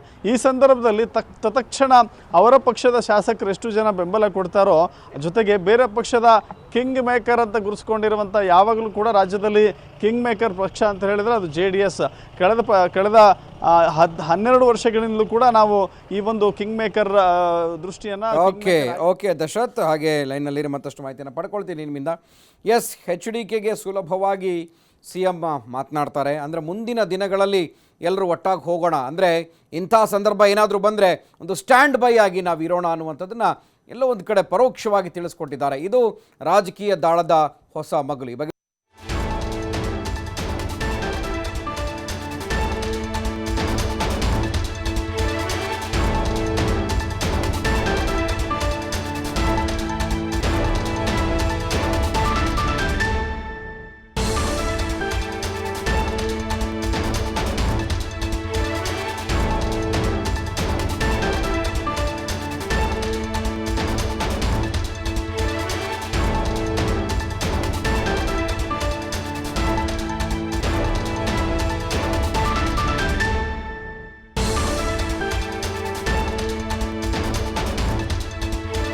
ಬಹುಶಃ ಇಷ್ಟು ದಿನಗಳ ಕಾಲ ಎಲ್ರಿಗೂ ಕೂಡ ಗೊತ್ತಿರುವಂತ ವಿಚಾರ, ಅಕಸ್ಮಾತ್ BS ಯಡಿಯೂರಪ್ಪ ಅವರು ಸಂಪುಟ ವಿಸ್ತರಣೆ ಮಾಡಬೇಕು ಅಂತ ದೆಹಲಿಗೆ ಹೋದಂತ ಸಂದರ್ಭದಲ್ಲಿ ತುಂಬಾ ಹೊತ್ತು ಕಾಯಿಸೋದು ಯಡಿಯೂರಪ್ಪ ಅವರಿಗೆ, ಅಥವಾ ಇವರು ಒಂದು ಪಟ್ಟಿಯನ್ನ ತೆಗೆದುಕೊಂಡು ಹೋದ್ರೆ ಅದನ್ನ ಕೊನೆ ಗಳಿಗೆಯಲ್ಲಿ ಹೈಕಮಾಂಡ್ ಆ ಹೆಸರುಗಳನ್ನ ಬದಲಾಯಿಸೋದು, ಈ ನಿಟ್ಟಿನಲ್ಲಿ BJP ಪಕ್ಷದಲ್ಲಿ ಒಂದು ರೀತಿಯ ಅಸಮಾಧಾನ ಉಂಟಾಗೋದು, ಇದೇ ರೀತಿ ಸಾಕಷ್ಟು ಬಾರಿ ನಡೆದಿರೋ ಕಾರಣ ಎಲ್ಲೋ ಒಂದ್ ಕಡೆ BS ಯಡಿಯೂರಪ್ಪ ಮೇಲೆ ಯಾಕೆ ಹೈಕಮಾಂಡ್ ಈ ರೀತಿ ಮಾಡ್ತಾ ಇದೆ ಅನ್ನೋದು ಸಹಜವಾಗಿ ಗೊತ್ತಿದೆ. ಈಗ ಹಿಂದೆ ಸಾಕಷ್ಟು ಬಾರಿ ವಿಪಕ್ಷದವರು ಹೇಳ್ತಾ ಇದ್ರು ಯಡಿಯೂರಪ್ಪನವರ ಮಾತು ಸ್ವತಃ ಅವರ ಹೈಕಮಾಂಡೇ ಕೇಳಲ್ಲ ಅಂತ. ಎಲ್ಲೋ ಒಂದ್ ಕಡೆ ಇತ್ತೀಚಿನ ಬೆಳವಣಿಗೆಗಳು ನೋಡ್ತಾ ಇದ್ರೆ ಎಲ್ಲೋ ನಿಜ ಅಂತಾನೆ ಅನಿಸ್ತಾ ಇದೆ. ಈ ಎಲ್ಲಾ ಬೆಳವಣಿಗೆಗಳಿಂದ ಎಲ್ಲೋ ಒಂದ್ ಕಡೆ ಹೈಕಮಾಂಡ್ ಯಾಕೆ ಈ ರೀತಿ ಒಂದ್ ಮಾಡ್ತಾ ಇದೆ, ಎಲ್ಲೋ ಒಂದ್ ಕಡೆ ಯಡಿಯೂರಪ್ಪ ಅವ್ರನ್ನ ಕೆಳಗಿಳಿಸುವಂತ ಪ್ರಯತ್ನ ನಡೀತಾ ಇದೆಯಾ ಅಂತ. ಈ ಹಿಂದಿನಿಂದಲೂ ಅಂದ್ರೆ ಸತತ 2-3 ತಿಂಗಳಿಂದಲೂ ಕೂಡ ಯಡಿಯೂರಪ್ಪ ಅವ್ರನ್ನ ಕೆಳಗಿಳಿಸೋದಕ್ಕೆ ಸಾಕಷ್ಟು ಒಂದು ಪ್ರಯತ್ನಗಳು ಕೂಡ ನಡೀತಾ ಇದಾವೆ. ಅದು ಎಲ್ಲದಕ್ಕಿಂತ ಹೆಚ್ಚಾಗಿ ಈ ಹಿಂದೆಯಿಂದಲೂ ಕೂಡ ಸಂತೋಷ್ ಮತ್ತು ಯಡಿಯೂರಪ್ಪ ಅವರಿಗೆ ಆಗಾಗ ಅಸಮಾಧಾನ ಇತ್ತು. BJP ಪಕ್ಷ ಆಡಳಿತ ಬರೋದಕ್ಕಿಂತ ಮುಂಚಿತವಾಗಿಯೂ ಕೂಡ ಅವ್ರಿಗೆ ಸಾಕಷ್ಟು ಒಂದು ಅಸಮಾಧಾನ ಇತ್ತು. ಎಲ್ಲೋ ಒಂದ್ ಕಡೆ ಸಂತೋಷ್ ವರ್ಸಸ್ ಯಡಿಯೂರಪ್ಪ ರೀತಿನೇ ಆಗೋಗಿತ್ತು. ಆದ್ರೆ ಇಲ್ಲಿವರೆಗೂ ಒಂದು ವಿಚಾರ ಏನಂದ್ರೆ, ಆಡಳಿತ ಪಕ್ಷ ಮತ್ತೆ BJP ಬರೋದಕ್ಕೆ ಕಾರಣ ಆಗಿದ್ದು ಕೆಲವು ವಲಸೆ BJPಗರಿಂದ. ಹೀಗಾಗಿ ಯಡಿಯೂರಪ್ಪ ಅವರು ಅವ್ರಿಗೆಲ್ಲ ಟಿಕೆಟ್ ಕೊಡಬೇಕು, ಅವರಿಗೆ ಒಂದು ಸಚಿವ ಸ್ಥಾನ ಕೊಡಬೇಕು ಅಂತ ಸಂದರ್ಭದಲ್ಲಿ ಆಗ ಹೈಕಮಾಂಡ್ ಅವರ ಪರವಾಗಿ ನಿಂತು, ಹೌದು ಕೆಲವೊಂದು ವಿಚಾರಗಳಲ್ಲಿ BS ಯಡಿಯೂರಪ್ಪ ಪರವಾಗೂ ನಿಂತಿದೆ. ಆದ್ರೆ ಹೆಚ್ಚಾಗಿ ಇಲ್ಲಿ ಪ್ರಮುಖ ಕಾರಣಕರ್ತರು ಯಾರು ಅಂದ್ರೆ ಸಂತೋಷ್ ಅವರು. ರಮೇಶ್ ಜಾರಕಿಹೊಳಿ ನಂಬಕಸ್ಥ ಹೇಳಿದಂತೆ ನಡೆಯುವರೆಂಬ ಕಾರಣಕ್ಕೆ ಸಂತೋಷ್ಗೆ ಒಂದು ರೀತಿ ಆಪ್ತರಾದ್ರ ಅಂತ. ಮತ್ತೆ ಏನೇ ಸಂತೋಷ್ ಅವ್ರು ಕೇಳಿದ್ರು ಕೂಡ ಹೈಕಮಾಂಡ್ ಅದಕ್ಕೆ ಇಲ್ಲ ಅಂತ ಹೇಳಲ್ಲ. ಅಮಿತ್ ಶಾ ಅವರು ಹೆಚ್ಚಾಗಿ ಏನು ಈಗ ಸಂತೋಷ್ ಅವ್ರ ಜೊತೆ ಬಹಳ ಆಪ್ತರಾಗಿರ್ತಾರೆ. ರಮೇಶ್ ಜಾರಕಿಹೊಳಿ ಮುಂದೆ ಬಿಟ್ಟು BSY ಕೆಳಗಿಳಿಸುವಂತ ಪ್ರಯತ್ನವನ್ನ ನಡೆಸ್ತಾ ಇದ್ದಾರ ಆ ಸಂತೋಷ್ ಅವರು ಅಂತ. ಇತ್ತೀಚಿನ ಬೆಳವಣಿಗೆಗಳಲ್ಲಿ ನೀವು ಗಮನಿಸ್ತಾ ಇರ್ಬೋದು, ಯಾರೇ ಒಂದು ಸಚಿವ ಸ್ಥಾನದ ಆಕಾಂಕ್ಷಿಗಳಾಗಿರ್ಬೋದು ಅಥವಾ ಸಂಪುಟದಿಂದ ಕೈ ಬಿಡ್ತೀವಿ ಅನ್ನೋ ಒಂದು ಸಚಿವರುಗಳು ಅಷ್ಟೇ ಸೀದಾ ಹೋಗಿ ರಮೇಶ್ ಜಾರಕಿಹೊಳಿ ಅವ್ರನ್ನ ಭೇಟಿ ಮಾಡ್ತಾ ಇದ್ದಾರೆ. ಈ ಎಲ್ಲಾ ಬೆಳವಣಿಗೆಗಳು ಎಲ್ಲೋ ಒಂದ್ ಕಡೆ ನೋಡಿದಂತ ಸಂದರ್ಭದಲ್ಲಿ BJP ಪಕ್ಷದಲ್ಲಿ ನಿಜಕ್ಕೂ ಏನೋ ಒಂದು ನಡೀತಾ ಇದೆ. ಎಲ್ಲೋ ಒಂದ್ ಕಡೆ ಸಂತೋಷ್ ಅವ್ರನ್ನ ಮುಖ್ಯಮಂತ್ರಿ ಮಾಡಬೇಕು ಅನ್ನೋ ಒಂದು ಪ್ರಯತ್ನಗಳು ನಡೀತಾ ಇದಾವೆ ಅಂತ ಹೇಳಲಾಗ್ತಾ ಇದೆ. ಓಕೆ, ಎಲ್ಲದ್ರ ಬಗ್ಗೆ ಹೆಚ್ಚಿನ ಮಾಹಿತಿಯನ್ನ ನೀಡ್ತಾರೆ ನಮ್ಮ ಪೊಲಿಟಿಕಲ್ ರಿಪೋರ್ಟರ್ ಪವನ್ ನೇರ ಸಂಪರ್ಕದಲ್ಲಿ. ಎಸ್ ಪವನ್, ಈಗಾಗಲೇ ಸಾಕಷ್ಟು ಒಂದು ಪ್ರಯತ್ನಗಳು ನಡೀತಾ ಇದ್ದಾವೆ BSY ಅವ್ರನ್ನ ಕೆಳಗಿಳಿಸಬೇಕು ಅಂತ. ಇದು ನಿನ್ನೆ ಮೊನ್ನೆದ ಹೊಸ ವಿಷಯ ಏನಲ್ಲ, ಹಿಂದೆಯಿಂದಲೂ ಕೂಡ ನಡೀತಾ ಇದೆ. ಜೊತೆಗೆ ಸಂತೋಷ್ ಮತ್ತು ಯಡಿಯೂರಪ್ಪ ಅವ್ರಿಗೆ ಈ ಹಿಂದಿನಿಂದಲೂ ವರ್ಷಾನುಗಟ್ಟಲೆ, ಈ ಹಿಂದೆ ಆಡಳಿತ ಬರೋಕ್ಕಿಂತ ಮುಂಚಿತವಾಗಿಯೂ ಕೂಡ ಅವರನ್ನಿಬ್ಬರ ನಡುವೆ ಅಸಮಾಧಾನ ಇತ್ತು. ಆ ಅಸಮಾಧಾನ ಈಗಲೂ ಕೂಡ ಕಂಟಿನ್ಯೂ ಆಗ್ತಾ ಇದೆ. ಎಲ್ಲೋ ಒಂದ್ ಕಡೆ ಇದು ಮುಂದಿನ ದಿನಗಳಲ್ಲಿ BS ಯಡಿಯೂರಪ್ಪ ಅವ್ರಿಗೆ ಮುಖ್ಯಮಂತ್ರಿ ಸ್ಥಾನಕ್ಕೆ ಪೆಟ್ಟು ಕೊಡುತ್ತಾ ಏನು ಅಂತ. ದಿವ್ಯಾ, ಯಡಿಯೂರಪ್ಪನವ್ರನ್ನ ಮುಂದಿಟ್ಟುಕೊಂಡು ಕರ್ನಾಟಕದಲ್ಲಿ ವಿಧಾನಸಭಾ ಚುನಾವಣೆಯನ್ನು ಗೆಲ್ಲಬೇಕು ಅನ್ನುವಂಥ ಸ್ಟ್ರಾಟಜಿಯನ್ನು ಮಾಡಿದಂಥ BJPಯ ಹೈಕಮಾಂಡ್ 2018ರ ಚುನಾವಣೆಗೂ ಕೂಡ ಯಡಿಯೂರಪ್ಪನವರನ್ನೇ CM ಅಭ್ಯರ್ಥಿಯಾಗಿ ಘೋಷಣೆ ಮಾಡ್ತು. ಕಾರಣ, ಯಡಿಯೂರಪ್ಪನವ್ರು ಮುಂದಿಟ್ಟುಕೊಂಡು ಹೋದರೆ ಮಾತ್ರ ಕರ್ನಾಟಕದಲ್ಲಿ ಅಧಿಕಾರಕ್ಕೆ ಬರ್ಬೋದು ಅನ್ನುವಂಥದ್ದು ಅವ್ರಿಗೆ ಗೊತ್ತಿತ್ತು. ಹೀಗಾಗಿ ಯಡಿಯೂರಪ್ಪನವ್ರ ನೇತೃತ್ವದಲ್ಲಿ 2018ರ ಚುನಾವಣೆ ಎದುರಿಸಿದರು. ಆದರೆ ಮುಂಬರುವಂಥ ದಿನಗಳಲ್ಲಿ ಪರ್ಯಾಯ ನಾಯಕತ್ವ ಹೈಕಮಾಂಡ್ಗೆ ಬೇಕು. ಯಡಿಯೂರಪ್ಪನವ್ರ ನಂತರ ಯಾರು ಮಾಸ್ ಲೀಡರ್ ಹಾಗಾದರೆ ಕರ್ನಾಟಕಕ್ಕೆ? ಈ ಪ್ರಶ್ನೆ ಎದ್ದಂಥ ಸಂದರ್ಭದಲ್ಲಿ ಭವಿಷ್ಯದಲ್ಲಿ ಕರ್ನಾಟಕದಲ್ಲಿ BJPಯ ಒಬ್ಬ ಮಾಸ್ ಲೀಡರನ್ನು ಹುಟ್ಟು ಹಾಕಲಿಕ್ಕೆ ಒಂದಿಷ್ಟು ರಣತಂತ್ರಗಳನ್ನು BJP ಹೈಕಮಾಂಡ್ ಮಾಡ್ತಾ ಬಂತು. ಯಾಕಂದರೆ ಭವಿಷ್ಯದಲ್ಲಿ ಪಕ್ಷ ಸಂಘಟನೆ ಮತ್ತು ಕರ್ನಾಟಕದಲ್ಲಿ ಮತ್ತೆ BJP ಅಧಿಕಾರಕ್ಕೆ ಬರಬೇಕಂದ್ರೆ ಯಡಿಯೂರಪ್ಪನವ್ರ ನಂತರ ಮತ್ತೆ ಒಬ್ಬರು ಲೀಡರ್ ಬೇಕಲ್ವಾ? ಆ ಪರ್ಯಾಯ ನಾಯಕತ್ವಕ್ಕೋಸ್ಕರ ಹುಡುಕ್ತಾ ಇದ್ದಂಥ BJPಯ ಹೈಕಮಾಂಡ್ಗೆ ಯಡಿಯೂರಪ್ಪನವರು ಒಂದು ರೀತಿಯಾಗಿ ತಲೆನೋವಾಗಿ ಪರಿಣಮಿಸ್ತಾ ಬಂದರು. ಕಾರಣ, ಅವರ ನಿರಂತರವಾದಂಥ ಗೆಲುವುಗಳು. ಒಂದು ಕಡೆ BJPಯ ಆಂತರಿಕ ನಿಯಮಗಳ ಪ್ರಕಾರ 75 ವರ್ಷ ದಾಟದವರು ಮಾರ್ಗದರ್ಶಿಗಳಾಗಿ ಕೆಲಸ ಮಾಡಬೇಕು ಅನ್ನುವಂಥ ರೂಲ್ಸ್ ಇದೆ. ಆದರೆ ಯಡಿಯೂರಪ್ಪನವ್ರಿಗೆ ಈ ನಿಯಮ ಅನ್ವಯಿಸಲಿಲ್ಲ. ಕಾರಣ, BJPಯಲ್ಲಿ ಲಿಂಗಾಯತ ನಾಯಕ, ಲಿಂಗಾಯತ ಸಮುದಾಯದ ಮಾಸ್ ಲೀಡರ್ ಅಂತ ಯಡಿಯೂರಪ್ಪನವರು ಹೆಸರು ಮಾಡಿದಂಥವರು. ಯಡಿಯೂರಪ್ಪನವ್ರನ್ನ ಕಡೆಗಣಿಸಿದರೆ ಸುಮಾರು 1.5-2 ಕೋಟಿ ಜನ ಇರುವಂಥ ಲಿಂಗಾಯತ ಸಮುದಾಯ ಎಲ್ಲಿ BJPಯನ್ನು ಕೈ ಬಿಟ್ಟು ಹೋಗುತ್ತದೋ ಅನ್ನೋ ಆತಂಕ, ನಿರಂತರವಾದಂಥ ಆತಂಕ ಏನಿದೆ ಅದು ಹೈಕಮಾಂಡಿಗೆ ನಿರಂತರವಾಗಿದೆ. ಈಗಲೂ ಕೂಡ ಯಡಿಯೂರಪ್ಪನವ್ರನ್ನ ಕಡೆಗಣಿಸೋ ಹಾಗಿಲ್ಲ. ಮತ್ತು ಆದ್ರೂ ಕೂಡ ಯಡಿಯೂರಪ್ಪನವ್ರ ನಿಯಂತ್ರಣದಲ್ಲಿ ಇಟ್ಕೊಳ್ಳಲಿಕ್ಕೆ ಹೈಕಮಾಂಡ್ ಪ್ರಯತ್ನ ಪಡ್ತಾ ಇರುತ್ತೆ. ಅದರ ಭಾಗವಾಗಿಯೇ ಈ ರೀತಿಯಾದಂಥ ನಿರ್ಲಕ್ಷ್ಯಗಳನ್ನು ಹೈಕಮಾಂಡ್ ಮಾಡುತ್ತೆ ಅನ್ನುವಂಥ ಚರ್ಚೆ BJPಯಲ್ಲಿದೆ. ಇದು ಮೊದಲನೇ ಬಾರಿ ಅಲ್ಲ. ಪ್ರವಾಹದ ಸಂದರ್ಭದಲ್ಲೂ ಕೂಡ 1 ತಿಂಗಳ ಯಾವುದೇ ಅನುಮತಿ ಸಿಕ್ಕಿರಲಿಲ್ಲ ಯಡಿಯೂರಪ್ಪನವ್ರಿಗೆ. ಒಬ್ಬರೇ ಏಕಾಂಗಿಯಾಗಿ ಉತ್ತರ ಕರ್ನಾಟಕ ಪ್ರವಾಸ ಮಾಡಿದರು. ಪ್ರವಾಹದಿಂದ ಕಂಗೆಟ್ಟಂತಹ ಜನತೆಗೆ ಸಮಾಧಾನ ಹೇಳುವಂಥ ಪ್ರಯತ್ನ ಮಾಡಿದರು. ಅದಾದ ಬಳಿಕ ಖಾತೆ ಹಂಚಿಕೆಯನ್ನು ಕೂಡ ಅವರು ಸುಮಾರು ತಿಂಗಳ ಕಾಲ ಕಾಯಬೇಕಾಯಿತು. ಇದೆಲ್ಲವೂ ಆಯಿತು, ಇನ್ನೇನು ಮುಗಿಬೇಕನ್ನೋಷ್ಟೊತ್ತಿಗೆ ಲೋಕಸಭೆ ಚುನಾವಣೆ ಬಂತು. ಲೋಕಸಭೆ ಚುನಾವಣೆಯಲ್ಲಂತರೂ 25+1 ಸುಮಲತಾ ಅವ್ರ ಸೀಟು, 26 ಸೀಟ್ಗಳನ್ನು ಗೆಲ್ಸ್ಕೊಂಡ್ಬರ್ಲಿಕ್ಕೆ ಯಡಿಯೂರಪ್ಪ ಸಕ್ಸಸ್ ಆದರು. ಈ ಎಲ್ಲ ಗೆಲುವುಗಳು ಮತ್ತು ನಿರಂತರವಾದಂಥ ಗೆಲುವುಗಳು, ಅತೃಪ್ತರಿಗೆ ಸುಪ್ರೀಂ ಕೋರ್ಟ್ನಲ್ಲಿ ಚುನಾವಣೆಗೆ ಸ್ಪರ್ಧೆ ಮಾಡ್ಬೋದು ಅನ್ನೋಂಥ ಅವಕಾಶ ಸಿಕ್ತು. ಅತೃಪ್ತರನ್ನ ಅನರ್ಹ ಶಾಸಕರನ್ನ ಗೆಲ್ಲಿಸ್ಕೊಂಡ್ಬಂದರು. ಅನರ್ಹ ಶಾಸಕರು ಅಂತೇನಿದ್ದವ್ರು ಈಗ ಗೆದ್ದು ಮಂತ್ರಿಯಾಗಿದ್ದಾರೆ. ಅವ್ರನ್ನೂ ಗೆಲ್ಲಿಸ್ಕೊಂಡು ಬಂದು ಮಂತ್ರಿ ಮಾಡಿದರು. ಮೊನ್ನೆ ಶಿರಾ ಮತ್ತು RR ನಗರ ಉಪಚುನಾವಣೆಗಳು ಗೆದ್ಕೊಂಡು ಬಂದರು. ಯಡಿಯೂರಪ್ಪನವ್ರನ್ನ ಯಾವುದೇ ಕಾರಣಕ್ಕೂ ನೀವು ನಿರ್ಲಕ್ಷ್ಯ ಮಾಡಲೇಬಾರ್ದು, ಅವ್ರನ್ನ ಸೈಡ್ಲೈನ್ ಮಾಡೋಕ್ಕಾಗೋದಿಲ್ಲ ಅನ್ನುವಂಥ ನಿಟ್ಟಿನಲ್ಲಿ BJPಯ ಹೈಕಮಾಂಡ್ ನಾಯಕರಿಗೆ ಒಂದು ರೀತಿಯಾಗಿ ಇದು ಅರಿವಾಗಿ ಹೋಯಿತು. ಹೀಗಾಗಿ ಎಲ್ಲೋ ಒಂದು ಕಡೆ ಅವರು ದೆಹಲಿಗೆ ಬಂದಂಥ ಸಂದರ್ಭದಲ್ಲಿ ಅವರು ನಿರ್ಲಕ್ಷ್ಯ ಮಾಡುವಂಥ ಒಂದಿಷ್ಟು ರೂಢಿಗಳನ್ನು ಅವರು ಮೊದಲಿಂದನೂ ಪಾಲನೆ ಮಾಡ್ಕೊಂಡು ಬಂದಿದ್ದಾರೆ. ಅಮಿತ್ ಶಾ ಅವರು ಅದನ್ನೇ ಮಾಡ್ತಾ ಇದ್ರು. ಈಗ JP ನಡ್ಡಾ ಅವರು ಅದನ್ನು ಮುಂದುವರ್ಸ್ಕೊಂಡು ಬಂದಿದ್ದಾರೆ. ಗೊತ್ತಿಲ್ಲ ಅದು ಯಾಕೆ ಹಾಗೆ ಮಾಡ್ತಾ ಇದ್ದಾರೆ ಅನ್ನುವಂಥದ್ದು BJPಯಲ್ಲೂ ಕೂಡ ಚರ್ಚೆ ಆಗ್ತಾ ಇದೆ. ಬಂದರೆ 5 ನಿಮಿಷ 10 ನಿಮಿಷ ಕೂರಿಸ್ಕೊಂಡು ಒಂದು ಹೂಗುಚ್ಚ ತೊಗೊಂಡು ಅವ್ರನ್ನ ಮತ್ತೆ ವಾಪಸ್ ಕಳಿಸೋದಾದ್ರೆ ಡೆಲ್ಲಿಯವರು ಯಾಕೆ ಕರ್ಸ್ಕೋಬೇಕು ಯಡಿಯೂರಪ್ಪನವ್ರನ್ನ? ಇವ್ರಿಗಿಂತ ಹಿರಿಯ ನಾಯಕರಿ ಯಡಿಯೂರಪ್ಪನವರು. 78 ವರ್ಷ ಆಗಿದೆ. ಅಮಿತ್ ಶಾ ಮೋದಿಯವ್ರಿಗಿಂತನೂ ಹಿರಿಯ ನಾಯಕ ಯಡಿಯೂರಪ್ಪನವರು. ಒಂದು ಸಂದರ್ಭದಲ್ಲಿ ಮೋದಿ ಮತ್ತು ಅಮಿತ್ ಶಾ ಅವರ ಹೆಸರು ಚಾಲನೆಯಲ್ಲಿ ಇಲ್ಲದಂಥ ಸಂದರ್ಭದಲ್ಲೇ ಯಡಿಯೂರಪ್ಪನವರು ದಕ್ಷಿಣ ಭಾರತದಲ್ಲಿ ದೊಡ್ಡ ನಾಯಕರಾಗಿ ಬಂದಿದ್ದರು. BJP ಸರ್ಕಾರವನ್ನು ಇಲ್ಲಿ ಅಧಿಕಾರಕ್ಕೆ ತಂದಿದ್ದರು. ರಾಜನಾಥ್ ಸಿಂಗ್ ಅವರು ಬಂದು ಇಲ್ಲಿ ವಿಧಾನಸೌಧದಲ್ಲಿ ಅವರು ಪ್ರಮಾಣ ವಚನ ಸ್ವೀಕಾರ ಸಮಾರಂಭದಲ್ಲಿ ಮೋದಿಯವರು ಕೂಡ ಬಂದಿದ್ದರು, ಅಭಿನಂದನೆ ಸಲ್ಲಿಸೋಗಿದ್ದರು. ಆದರೆ ಇವತ್ತು ಯಡಿಯೂರಪ್ಪನವ್ರನ್ನ ಯಾಕೆ ಹಾಗೆ ನಡೆಸ್ಕೊಳ್ತಿದ್ದಾರೆ ಅನ್ನುವಂಥ ಒಂದಿಷ್ಟು ಪ್ರಶ್ನೆಗಳಿಗೆ ಎದುರಾಗ್ತಿದೆ. ಇನ್ನು BL ಸಂತೋಷ್ ಅವರ ವಿಚಾರ, ಹಿಂದೆ ಈಶ್ವರಪ್ಪನವರು ಸಂಗೊಳ್ಳಿ ರಾಯಣ್ಣ ಬ್ರಿಗೇಡನ್ನು ಕಟ್ಟದಂಥ ಸಂದರ್ಭದಲ್ಲಿ ಇದೇ BL ಸಂತೋಷ್ ಅವರು ಹಿಂದೆ ನಿಂತು ಕೆಲಸ ಮಾಡಿದ್ರು, ಸಪೋರ್ಟ್ ಮಾಡಿದ್ರು. ಈಶ್ವರಪ್ಪನವ್ರು ಹಿಂದೆ ಇದ್ದರು ಯಡಿಯೂರಪ್ಪನವ್ರ ವಿರುದ್ಧ ಅನ್ನುವಂಥದ್ದು. ಅದನ್ನು ನೇರವಾಗಿ ಯಡಿಯೂರಪ್ಪನವರೇ ಹೇಳಿದರು, ಇದ್ರ ಹಿಂದೆ BL ಸಂತೋಷ್ ಅವರು ಇದ್ದಾರೆ ಅಂತ. ಆ ಬೈಟನ್ನು ತೆಗೆದುಕೊಂಡವ್ರು ನಾವೇ ವರದಿಗಾರರೇ ಆ ಒಂದು ಕ್ಷಣಕ್ಕೆ ಸಾಕ್ಷಿ ಆದಂಥವ್ರು. ಹೀಗಾಗಿ ಅಲ್ಲಿಂದ ಇಲ್ಲಿವರೆಗೂ ಸಂತೋಷ್ ಜಿ ಮತ್ತು ಯಡಿಯೂರಪ್ಪನವ್ರು ನೋಡಿ ಒಂದು ರೀತಿ ಮುಸುಕಿನ ಗುದ್ದಾಟ ಇರೋದು ನಿಜ. ಈಗ ನೋಡಿ, ಸರ್ಕಾರ ಮತ್ತು ಇಡೀ ಸಚಿವರುಗಳು ಯಡಿಯೂರಪ್ಪನವ್ರ ನಿಯಂತ್ರಣದಲ್ಲಿದ್ದರೆ ಪಕ್ಷವನ್ನು ಕಬ್ಜಾ ಮಾಡ್ಕೊಳ್ಳಿಕ್ಕೆ ಸಂತೋಷ್ ಜಿ ಪ್ರಯತ್ನ ಮಾಡ್ತಾ ಇದ್ದಾರೆ ಅನ್ನುವಂಥ ಚರ್ಚೆ ಇದೆ. ಯಾಕಂದರೆ CT ರವಿ BJP ಪ್ರಧಾನ ಕಾರ್ಯದರ್ಶಿ, ರಾಷ್ಟ್ರೀಯ ಪ್ರಧಾನ ಕಾರ್ಯದರ್ಶಿ ಹುದ್ದೆಗೇರಿದರು. ತೇಜಸ್ವಿ ಸೂರ್ಯ BJPಯ ರಾಷ್ಟ್ರೀಯ ಯುವ ಮೋರ್ಚಾ ಅಧ್ಯಕ್ಷ ಆದರು. ಮತ್ತು ನಳಿನ್ ಕುಮಾರ್ ಕಟೀಲ್ ಅವರು ಕೂಡ ಸಂತೋಷ್ ಜಿ ಬಣದಲ್ಲಿ ಗುರುತಿಸ್ಕೊಂಡಂಥವ್ರು, ಅವರು ರಾಜ್ಯಾಧ್ಯಕ್ಷರಾದರು. ಆಯಕಟ್ಟಿನ ಜಾಗದಲ್ಲಿ BJPಯ ಘಟಾನುಘಟಿಗಳು ಸಂತೋಷ್ ಆಪ್ತರೇ ಆಗಿದ್ದಾರೆ. ಆದರೆ ಸರ್ಕಾರವನ್ನು ನಡೆಸ್ತಿರೋದು ಮಾತ್ರ ಯಡಿಯೂರಪ್ಪನವರು. ಇದು ಮುಂಬರುವಂಥ ದಿನಗಳಲ್ಲಿ ಸಂಪೂರ್ಣವಾಗಿ ಕರ್ನಾಟಕದಲ್ಲಿ ಬಿಜೆಪಿನ ತಮ್ಮ ಹಿಡಿತಕ್ಕೆ ತೆಗೆದುಕೊಳ್ಳುವಂಥ ಒಂದಿಷ್ಟು ಪ್ರಯತ್ನಗಳಲ್ಲಿ ಸಂತೋಷ್ ಜಿ ಇದ್ದಾರೆ. ಆದರೆ ಯಡಿಯೂರಪ್ಪನವ್ರನ್ನ ಗೌರವದಿಂದ ನಡೆಸ್ಕೊಳ್ಳದೆ ಇದ್ರೆ ದಿವ್ಯಾ, ಖಂಡಿತ ಲಿಂಗಾಯತ ಸಮುದಾಯ ಏನಿದೆ, ವೋಟ್ ಬ್ಯಾಂಕ್ ಏನಿದೆ, ಅದು ಮತ್ತೆ ಬೇರೆ ಕಡೆ ಡೈವರ್ಟ್ ಆಗೋ ಸಾಧ್ಯತೆಗಳಿದೆ. ಈ ಆತಂಕವು ಈಗ ಹೈಕಮಾಂಡ್ ಬಳಿದೆ. ಹೀಗಾಗಿ ಅವ್ರಿಗೆ ನುಂಗೋಕ್ಕೂ ಆಗಲ್ಲ, ಉಗುಳೋಕ್ಕೂ ಆಗಲ್ಲ ಅನ್ನುವಂಥ ರೀತಿಯಲ್ಲಿ ಹೈಕಮಾಂಡ್ ಇದೆ ದಿವ್ಯಾ. ಓಕೆ, ಎಲ್ಲದ್ರ ಬಗ್ಗೆ ಥ್ಯಾಂಕ್ ಯು ಪವನ್. ಎಲ್ಲದ್ರ ಬಗ್ಗೆ ಇನ್ನಷ್ಟು ಮಾಹಿತಿಯನ್ನ ನೀಡ್ತಾರೆ ನಮ್ಮ ಪ್ರತಿನಿಧಿ ಶಿವಕುಮಾರ್ ಜೋಹಳಿ. ಎಸ್ ಶಿವಕುಮಾರ್, ಬಹುಶಃ ಈ ನಾವು ಹಿಂದೆ ಅಂದ್ರೆ ಕಾಂಗ್ರೆಸ್ ಪಕ್ಷ ಆಡಳಿತದಲ್ಲಿರೋದಕ್ಕಿಂತ ಸಂದರ್ಭದಲ್ಲಿ, ಅದಕ್ಕೂ ಮುಂಚೆ BS ಯಡಿಯೂರಪ್ಪ ಪಕ್ಷವನ್ನ ಬಿಟ್ಟು ಬೇರೆ ಪಕ್ಷವನ್ನ ಕಟ್ಟಿದಂತ ಸಂದರ್ಭದಲ್ಲಿ ಬಿಜೆಪಿಯ ಸ್ಥಿತಿ ಏನಾಗಿತ್ತು ಅನ್ನೋದು ನಿಮ್ಗೆ ಎಲ್ರಿಗೂ ಕೂಡ ಗೊತ್ತಿರುವಂತ ವಿಚಾರ. ಎಲ್ಲೋ ಒಂದ್ ಕಡೆ ಈಗ ಬ್ಲೂ ಪ್ರಿಂಟ್ ಏನ್ ರೆಡಿ ಆಗಿದೆ, ಈಗ ಯಡಿಯೂರಪ್ಪ ಅವ್ರನ್ನ ಕೆಳಗಿಳಿಸೋಕೆ ಅಷ್ಟು ಸುಲಭ ಮಾತಲ್ಲ. ಎಲ್ಲೋ ಒಂದ್ ಕಡೆ ಬಿಜೆಪಿಗೆ ಮತ್ತೆ ದೊಡ್ಡ ಮಟ್ಟಿಗೆ ಹೊಡೆತ ಬೀಳಬಹುದು. ಈ ಹಿಂದೆ ಯಾವ ರೀತಿ BS ಯಡಿಯೂರಪ್ಪ ಹೋಗಿ ಇನ್ನೊಂದು ಪಕ್ಷವನ್ನ ಕಟ್ಟಿದ್ರೋ ಆ ತರ ಹೊಡೆತ ಮತ್ತೆ ಬಿಜೆಪಿಗೆ ಬೀಳುವಂತ ಸಾಧ್ಯತೆಗಳು ಹೆಚ್ಚಿದೆ ಅಂತ ಅನ್ಸಲ್ವಾ ಈ ಬೆಳವಣಿಗೆಗಳನ್ನ ನೋಡ್ತಿದ್ರೆ?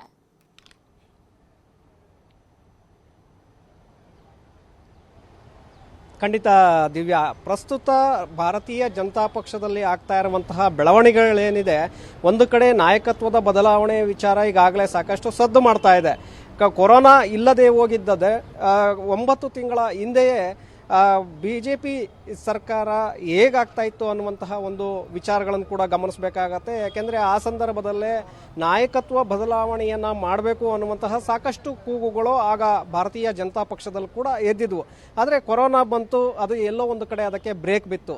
ಸೊ ಇದೀಗ ಕೋವಿಡ್ ಸ್ವಲ್ಪ ಮಟ್ಟಿಗೆ ಏನು ತಣ್ಣಗಾಗ್ತಾ ಇದೆ, ಈಗ ಮತ್ತೆ ನಾಯಕತ್ವದ ಬದಲಾವಣೆಯ ಕೂಗು ಒಂದು ಕಡೆ ಕೇಳಿ ಬರ್ತಾ ಇದ್ರೆ, ಇನ್ನೊಂದು ಕಡೆ ಸಂಪುಟ ವಿಸ್ತರಣೆ ಅಥವಾ ಪುನಾರಚನೆ ವಿಚಾರದಲ್ಲೂ ಕೂಡ ಸಾಕಷ್ಟು ಬೆಳವಣಿಗೆಗಳು ಈಗ ಆಗ್ತಾ ಇದೆ. ಸೊ ಇದೆಲ್ಲವೂ ಕೂಡ ರಾಜ್ಯದ ಬಿಜೆಪಿಯಲ್ಲಿ ಕೆಲವೊಂದಷ್ಟು ಬದಲಾವಣೆಗಳಿಗೆ ಕಾರಣವಾಗುತ್ತೆ ಅನ್ನುವಂತಹ ಮಾತುಗಳು ಕೂಡ ಈಗ ಎದುರಾಗ್ತಾ ಇರುವಂಥದ್ದು. ಒಂದು ಕಡೆ ನಾಯಕತ್ವ ಬದಲಾವಣೆ, ಮತ್ತೊಂದು ಕಡೆ ಹೊಸ ನಾಯಕತ್ವ, ಹಾಗೆ ಸಂಪುಟ ವಿಸ್ತರಣೆ ಮಾಡಿ ಆಗ ಯಾರಿಗೆ ಅವಕಾಶವನ್ನು ಮಾಡಿಕೊಡ್ಬೇಕು, ಯಾರಿಗೆ ಬಿಡಬೇಕು ಅನ್ನುವಂತಹ ಗೊಂದಲಗಳು ಕೂಡ ಈಗಾಗಲೇ ಭಾರತೀಯ ಜನತಾ ಪಕ್ಷದ ನಾಯಕರಲ್ಲಿ ಸಾಕಷ್ಟು ಗೊಂದಲವನ್ನು ಉಂಟು ಮಾಡ್ತಾ ಇದೆ. ಒಂದು ಕಡೆ ಯತ್ನಾಳ್ ಅವರು ಒಂದು ಹೇಳಿಕೆಯನ್ನು ಕೊಡ್ತಾರೆ, ನಾಯಕತ್ವದ ಬದಲಾವಣೆಯ ವಿಚಾರದ ಬಗ್ಗೆ ಬಹಿರಂಗವಾಗಿ ಒಂದು ಹೇಳಿಕೆಯನ್ನು ಕೊಟ್ಟರು ಕೂಡ ಅವರ ಒಂದು ಹೇಳಿಕೆಗೆ ಬ್ರೇಕ್ ಹಾಕುವಂಥ ಒಂದು ಕೆಲಸವನ್ನು BJP ಪಕ್ಷದಲ್ಲಿರುವಂತಹ ಹಿರಿಯ ನಾಯಕರು ಮಾಡೋದಿಲ್ಲ. ಸೊ ಇದನ್ನು ಗಮನಿಸಿದಾಗ ಏನು ಅನ್ನುವಂಥದ್ದು ಬಹಳ ಸ್ಪಷ್ಟವಾಗಿ ಗೊತ್ತಾಗತ್ತೆ. ಅಂದರೆ ಯಡಿಯೂರಪ್ಪನವರನ್ನು CM ಸ್ಥಾನದಿಂದ ಕೆಳಗಿಳಿಸಬೇಕು, ಆ ಸ್ಥಾನಕ್ಕೆ ಬೇರೊಬ್ಬರನ್ನು ತಂದು ಕೂರಿಸಬೇಕು ಅನ್ನುವಂತಹ ಒಂದು ವಿಚಾರ ಇಲ್ಲಿ ಪ್ರಮುಖವಾಗಿ ಕಾಣಿಸುವಂಥದ್ದು. ಅಂದರೆ ಯತ್ನಾಳರ ಹೇಳಿಕೆಯ ಹಿಂದೆ ಇರುವಂಥ ಉದ್ದೇಶ BJPಯ ರಾಷ್ಟ್ರೀಯ ನಾಯಕರೇ ಅವರನ್ನು ಮುಂದೆ ಬಿಟ್ಟು ಈ ಒಂದು ಹೇಳಿಕೆಗಳನ್ನು ಕೊಡಿಸ್ತಾ ಇದ್ದಾರಾ ಅನ್ನುವಂತಹ ಮಾತುಗಳು ಕೂಡ ಈಗ ವ್ಯಕ್ತವಾಗ್ತಾ ಇರುವಂಥದ್ದು ದಿವ್ಯಾ. ಸೊ ಈಗ ಹೇಳಿದಾಗೆ BJPಯಲ್ಲಿ ಎಲ್ಲವೂ ಕೂಡ ಸರಿ ಇಲ್ಲ ಅನ್ನುವಂಥದ್ದು ಕೂಡ ಅರ್ಥ ಆಗ್ತಾ ಇದೆ ಮತ್ತೊಂದು ಕಡೆ. ಯಾಕೆಂದರೆ ಸಂಪುಟ ಒಂದು ಕಡೆ ಈಗಾಗಲೇ ಸಂಪುಟ ವಿಸ್ತರಣೆ ಅಥವಾ ಪುನರ್ರಚನೆ ಅನ್ನುವಂಥದ್ದು ವಿಚಾರವನ್ನು ಏನಿಟ್ಕೊಂಡಿದ್ದಾರೆ, ಇಲ್ಲಿ ಎಲ್ಲೋ ಒಂದು ಕಡೆ ಸಂಪುಟ ವಿಸ್ತರಣೆ ಅಥವಾ ಪುನರ್ರಚನೆಯನ್ನು ಮಾಡಿದ್ರೆ ಆಗ ಕೆಲವೊಂದಷ್ಟು ಶಾಸಕರಿಗೆ ಅವಕಾಶ ಸಿಗುತ್ತೆ, ಕೆಲವೊಂದಷ್ಟು ಶಾಸಕರನ್ನ ಅವಕಾಶ ಸಿಗೋದಿಲ್ಲ. ಮತ್ತೊಂದು ಕಡೆ ಇರುವಂತಹ ಸಚಿವರನ್ನ ಬಿಟ್ಟದ್ದೇ ಆದರೆ ಆ ಸಂದರ್ಭದಲ್ಲೂ ಕೂಡ ಭಾರತೀಯ ಜನತಾ ಪಕ್ಷದಲ್ಲಿ ಮತ್ತಷ್ಟು ಅಸಮಾಧಾನ ಭುಗಿಲೇಳುತ್ತೆ. ಆಗ ಬಣಗಳು ಕೂಡ ಹೆಚ್ಚಾಗತ್ತೆ. ಇನ್ನೊಂದು ಕಡೆ ನಾಯಕತ್ವದ ಬದಲಾವಣೆಯ ವಿಚಾರ ಬಂದಾಗ ನೀವು ಹೇಳಿದಾಗೆ ಎಲ್ಲೋ ಒಂದು ಕಡೆ BJP ಪಕ್ಷ ಅಂದರೆ ಯಡಿಯೂರಪ್ಪ ಅನ್ನುವಂತಹ ಒಂದು ಮಾತಿದೆ. ಅವರನ್ನು ತೆಗೆದುಹಾಕಿ ಊಹಿಸಿಕೊಳ್ಳೋದಕ್ಕೂ ಕೂಡ ಇಲ್ಲಿ ಪಾರ್ಟಿಯನ್ನು ಆಗೋದಿಲ್ಲ. ಯಾಕೆಂದರೆ ಅಷ್ಟರ ಮಟ್ಟಿಗೆ ಯಡಿಯೂರಪ್ಪ BJP ಸಂಬಂಧ ಇರುವಂಥದ್ದು. ಸೊ ಒಂದು ಕಡೆ ಜನ ಕೂಡ BJP ಪಕ್ಷ ಅಂದರೆ ಅದು ಯಡಿಯೂರಪ್ಪ ಅನ್ನುವಂತಹ ಒಂದು ನಿಲುವಿನಲ್ಲೇ ಇರುವಂಥದ್ದು. ಸೊ ಹೀಗಾಗಿ ಎಲ್ಲೋ ಒಂದು ಕಡೆ ನಾಯಕತ್ವದ ಬದಲಾವಣೆಯ ವಿಚಾರವನ್ನು ಏನಾದರೂ ಮತ್ತೆ ಮುನ್ನೆಲೆಗೆ ತಂದು ನಾಯಕತ್ವ ಬದಲಾವಣೆಯನ್ನು ಮಾಡಿದ್ದೇ ಆದರೆ ಆ ಸಂದರ್ಭದಲ್ಲಿ BJP ಮತ್ತೆ ಎರಡು ಹೋಳಾಗುವಂಥ ಒಂದು ಸಾಧ್ಯತೆಗಳು ಕೂಡ ಇಲ್ಲಿ ಗಮನಿಸಬೇಕಾಗತ್ತೆ ದಿವ್ಯಾ. ಯಾಕೆಂದರೆ ಒಂದು ಕಡೆ ಯಡಿಯೂರಪ್ಪನವರ ಬಣ, ಮತ್ತೊಂದು ಕಡೆ BL ಸಂತೋಷ್ ಅವರ ಬಣ ಅನ್ನುವಂಥದ್ದು. ಅಂದರೆ ಇಲ್ಲಿ ಹೆಚ್ಚಾಗಿ ಬಣ ರಾಜಕೀಯ ಅನ್ನೋದಕ್ಕಿಂತ ಒಂದು ಕಡೆ BJP ಮತ್ತೊಂದು ಕಡೆ RSS ಅನ್ನುವಂತಹ ಒಂದು ಗುಂಪುಗಳು ಕ್ರಿಯೇಟ್ ಆಗತ್ತೆ. ಯಾಕೆಂದರೆ ಕಳೆದ ಹಲವು ವರ್ಷಗಳಿಂದಲೂ ಕೂಡ ಯಡಿಯೂರಪ್ಪ ಮತ್ತು BL ಸಂತೋಷ್ ಅವರ ನಡುವೆ ಸಂಬಂಧಗಳು ಕೂಡ ಅಷ್ಟಕ್ಕಷ್ಟೇ. ಯಾಕೆಂದರೆ ಅಧಿಕಾರದ ವಿಚಾರ ಬಂದಾಗ ರಾಜ್ಯ ಬಿಜೆಪಿಯಲ್ಲಿ ಯಡಿಯೂರಪ್ಪನವರ ಒಂದು ಹಿಡಿತವನ್ನು ತಪ್ಪಿಸಬೇಕು ಅನ್ನುವಂಥ ಒಂದು ಪ್ರಯತ್ನವನ್ನು ಕಳೆದ ಹಲವು ವರ್ಷಗಳಿಂದಲೂ ಕೂಡ BL ಸಂತೋಷ್ ಅವರು ನ್ಯಾಯವಾಗಿ ಮಾಡ್ತಾ ಇದ್ದಾರೆ. ಆದರೆ ಇಲ್ಲಿಯವರೆಗೂ ಕೂಡ ಅವರು ಸಕ್ಸಸ್ ಆಗೋದಕ್ಕೆ ಸಾಧ್ಯ ಆಗಿರಲಿಲ್ಲ. ಸೊ ಈ ಸಂದರ್ಭವನ್ನು ಅಂದರೆ ಈಗ ಒಂದು ಕಡೆ ನಾಯಕತ್ವದ ಬದಲಾವಣೆಯ ಕೂಗು, ಮತ್ತೊಂದು ಕಡೆ ಸಚಿವ ಸ್ಥಾನಕ್ಕಾಗಿ ಈಗ ಬಿಜೆಪಿ ಶಾಸಕರಲ್ಲಿಯೇ ಸಾಕಷ್ಟು ಒಳ ಅಸಮಾಧಾನಗಳು ಏನು ಬುಗಿಲೇಳ್ತಾ ಇದೆ. ಇದರ ಒಂದು ಲಾಭವನ್ನು ಪಡ್ಕೊಂಡು ತಮ್ಮವರಿಗೆ ಅವಕಾಶವನ್ನು ಮಾಡಿಕೊಡ್ಬೇಕು. ಮತ್ತೊಂದು ಕಡೆ ನಾಯಕತ್ವ ಬದಲಾವಣೆಯನ್ನು ಮಾಡಿದ್ದೇ ಆದರೆ ತಮ್ಮವರೇ ಆ ಒಂದು ಸ್ಥಾನಕ್ಕೆ ಕೂರಿಸಬೇಕು ಅನ್ನುವಂಥ ನಿಟ್ಟಿನಲ್ಲಿ BL ಸಂತೋಷ್ ಅವರು ಸಾಕಷ್ಟು ಪ್ರಯತ್ನಗಳನ್ನು ಮಾಡ್ತಾ ಇದ್ದಾರೆ. ಅವರಿಗೆ ಹೆಚ್ಚಾಗಿ ರಾಜ್ಯದಲ್ಲಿ ಬಿಜೆಪಿ ಅಂದರೆ BL ಸಂತೋಷ್ ಅವರು ಅನ್ನುವಂಥದ್ದನ್ನು ಅಲ್ಲಿ ಬಿಂಬಿಸಬೇಕು. ಸೊ ಈ ಹಿನ್ನೆಲೆಯಲ್ಲಿ ಬಿಜೆಪಿ ಅಂದರೆ ಯಡಿಯೂರಪ್ಪನವರ ಆಪ್ತ ಬಣದಲ್ಲಿ ಇದ್ದಂತಹ ಕೆಲವೊಂದಷ್ಟು ನಾಯಕರನ್ನು ಸೆಳೆಯುವಂಥ ಒಂದು ಪ್ರಯತ್ನವನ್ನು ಕೂಡ ಈಗಾಗಲೇ ಸಂತೋಷ್ ಅವರು ಮಾಡ್ತಾ ಇದ್ದಾರೆ. ಜೊತೆಗೆ ಯಡಿಯೂರಪ್ಪನವರ ಜೊತೆ ಗುರುತಿಸಿಕೊಂಡಿದ್ದಂಥ ಕೆಲವು ಸಚಿವರು ಇರ್ಬೋದು, ಶಾಸಕರಿರ್ಬೋದು, ಅವರು ಕೂಡ BL ಸಂತೋಷ್ ಅವರ ಪರವಾಗಿ ಈಗ ವಾಲ್ತಾ ಇದ್ದಾರೆ. ಅಂದರೆ ಇಲ್ಲಿ ಯಡಿಯೂರಪ್ಪನವ್ರಿಗಿನ್ನ ಹೆಚ್ಚಾಗಿ ಸಂತೋಷ್ ಅವರ ಇದ್ದರೆ ನಮ್ಮ ಒಂದು ಕೆಲಸ ಕಾರ್ಯಗಳು ಆಗತ್ತೆ ಅನ್ನುವಂತಹ ಒಂದು ಭಾವನೆ ಇವತ್ತು ಬಿಜೆಪಿಯ ಕೆಲವು ಶಾಸಕರು ಮತ್ತು ಸಚಿವರಲ್ಲಿ ಕೂಡ ಬಂದಿರುವಂಥದ್ದು ದಿವ್ಯ. ಯಾಕೆಂದರೆ ನಾಯಕತ್ವದ ಬದಲಾವಣೆಯ ಕೂಗು ಯಾವಾಗ ಹೇಳ್ತು ಆಗ ಯಡಿಯೂರಪ್ಪನವರ ಇವತ್ತಲ್ಲ ನಾಳೆ ಅವರನ್ನು CM ಸ್ಥಾನದಿಂದ ಕೆಳಗಿಳಿಸಬಹುದು ಅನ್ನುವಂಥ ಒಂದು ಭಾವನೆ ಕೆಲವೊಂದಷ್ಟು ಶಾಸಕರಿಗೆ ಆಗಲೇ ಬಂದಿದೆ. ಸೊ ಹೀಗಾಗಿ ಮುಂದಿನ ಆಯ್ಕೆ ಯಾರು, ಆಗ ಬಿಜೆಪಿ ಪಕ್ಷದಲ್ಲಿ ಸ್ಟ್ರಾಂಗ್ ಇರುವಂಥವ್ರು ಯಾರು ಅನ್ನುವಂಥದ್ದನ್ನು ಗಮನಿಸಿದಾಗ ಆಗ BL ಸಂತೋಷ್ ಅವರು ಕಾಣಿಸ್ತಾರೆ. ಸೊ ಹೀಗಾಗಿ ಸಂತೋಷ್ ಅವರ ಹಿಂದೆ ಹೋಗಿ ನಿಂತರೆ ನಮ್ಮ ಕೆಲಸ ಕಾರ್ಯಗಳನ್ನು ಕೂಡ ಸುಲಭವಾಗಿ ಆಗುತ್ತೆ, ಮುಂದೆ ನಾವು ರಾಜಕೀಯವಾಗಿ ಬೆಳೆಯೋದಕ್ಕೂ ಕೂಡ ಅವರ ಒಂದು ನೆರವು ಬೇಕಾಗತ್ತೆ ಅನ್ನುವಂತಹ ಕಾರಣಕ್ಕೆ ಯಡಿಯೂರಪ್ಪನವರ ಆಪ್ತ ಬಳಗದಲ್ಲೇ ಇದ್ದಂತಹ ಕೆಲವು ಶಾಸಕರು ಈಗಾಗಲೇ ಸಂತೋಷ್ ಜಿ ಅವರ ಗುಂಪನ್ನು ಸೇರಿಕೊಂಡಿರುವಂಥದ್ದು. ಜೊತೆಗೆ ನಾವು ಇನ್ನೊಂದು ಗಮನಿಸಬೇಕು, ಯಾಕೆಂದರೆ ರಮೇಶ್ ಜಾರಕಿಹೊಳಿ ಪದೇ ಪದೇ ದೆಹಲಿಗೆ ಭೇಟಿಯನ್ನು ಕೊಡ್ತಾ ಇದ್ದಾರೆ, ವರಿಷ್ಠರನ್ನ ಭೇಟಿ ಮಾಡ್ತಾ ಇದ್ದಾರೆ.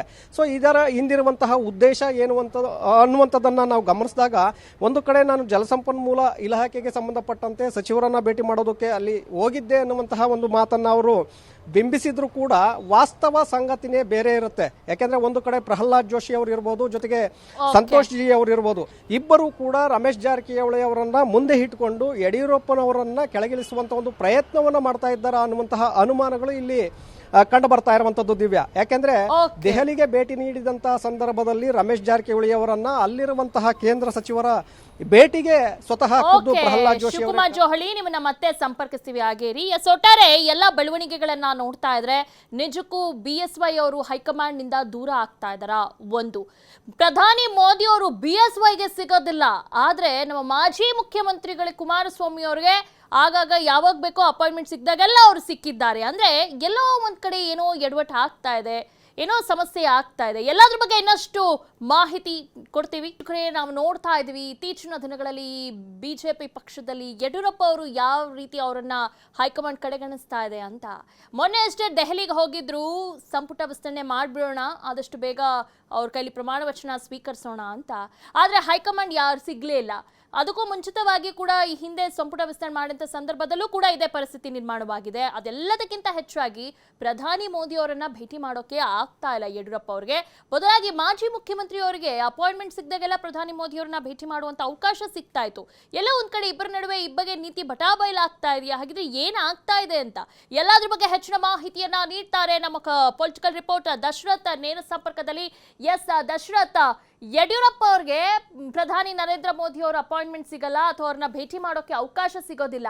ಅದೇ ಮಾಜಿ ಮುಖ್ಯಮಂತ್ರಿಗಳಾಗಿರುವಂತ ಕುಮಾರಸ್ವಾಮಿ ಅವರು ಆಗಾಗ ಹೋಗಿ ಪ್ರಧಾನಮಂತ್ರಿ ಅವ್ರನ್ನ ಭೇಟಿ ಮಾಡಿ ಬರ್ತಾ ಇದ್ರು. ಎಲ್ಲೋ ಒಂದ್ ಕಡೆ ಈ ಬಗ್ಗೆ ನೀತಿ ಬಟಾಬೈಲ ಆಗ್ತಾ ಇದೆಯಾ ಅಂತ, ಏನಾಗ್ತಾ ಇದೆ ಪಕ್ಷದಲ್ಲಿ, ಹೈಕಮಾಂಡ್ ಯಾಕೆ ಯಡಿಯೂರಪ್ಪ ಅವರನ್ನ ಕಡೆಗಣಿಸ್ತಾ ಇದ್ದಾರೆ ಅಂತ? ದಿವ್ಯಾ, ಪ್ರಧಾನಿ ನರೇಂದ್ರ ಮೋದಿ, ಅಮಿತ್ ಶಾ, JP ನಡ್ಡಾ ಸೇರಿದಂತೆ ಬಿಜೆಪಿಯ ಅನೇಕ ನಾಯಕರಿಗೆ ಯಡಿಯೂರಪ್ಪ ಅವರು ಮುಂದುವರಿಯೋದು ಇಷ್ಟ ಇಲ್ಲ.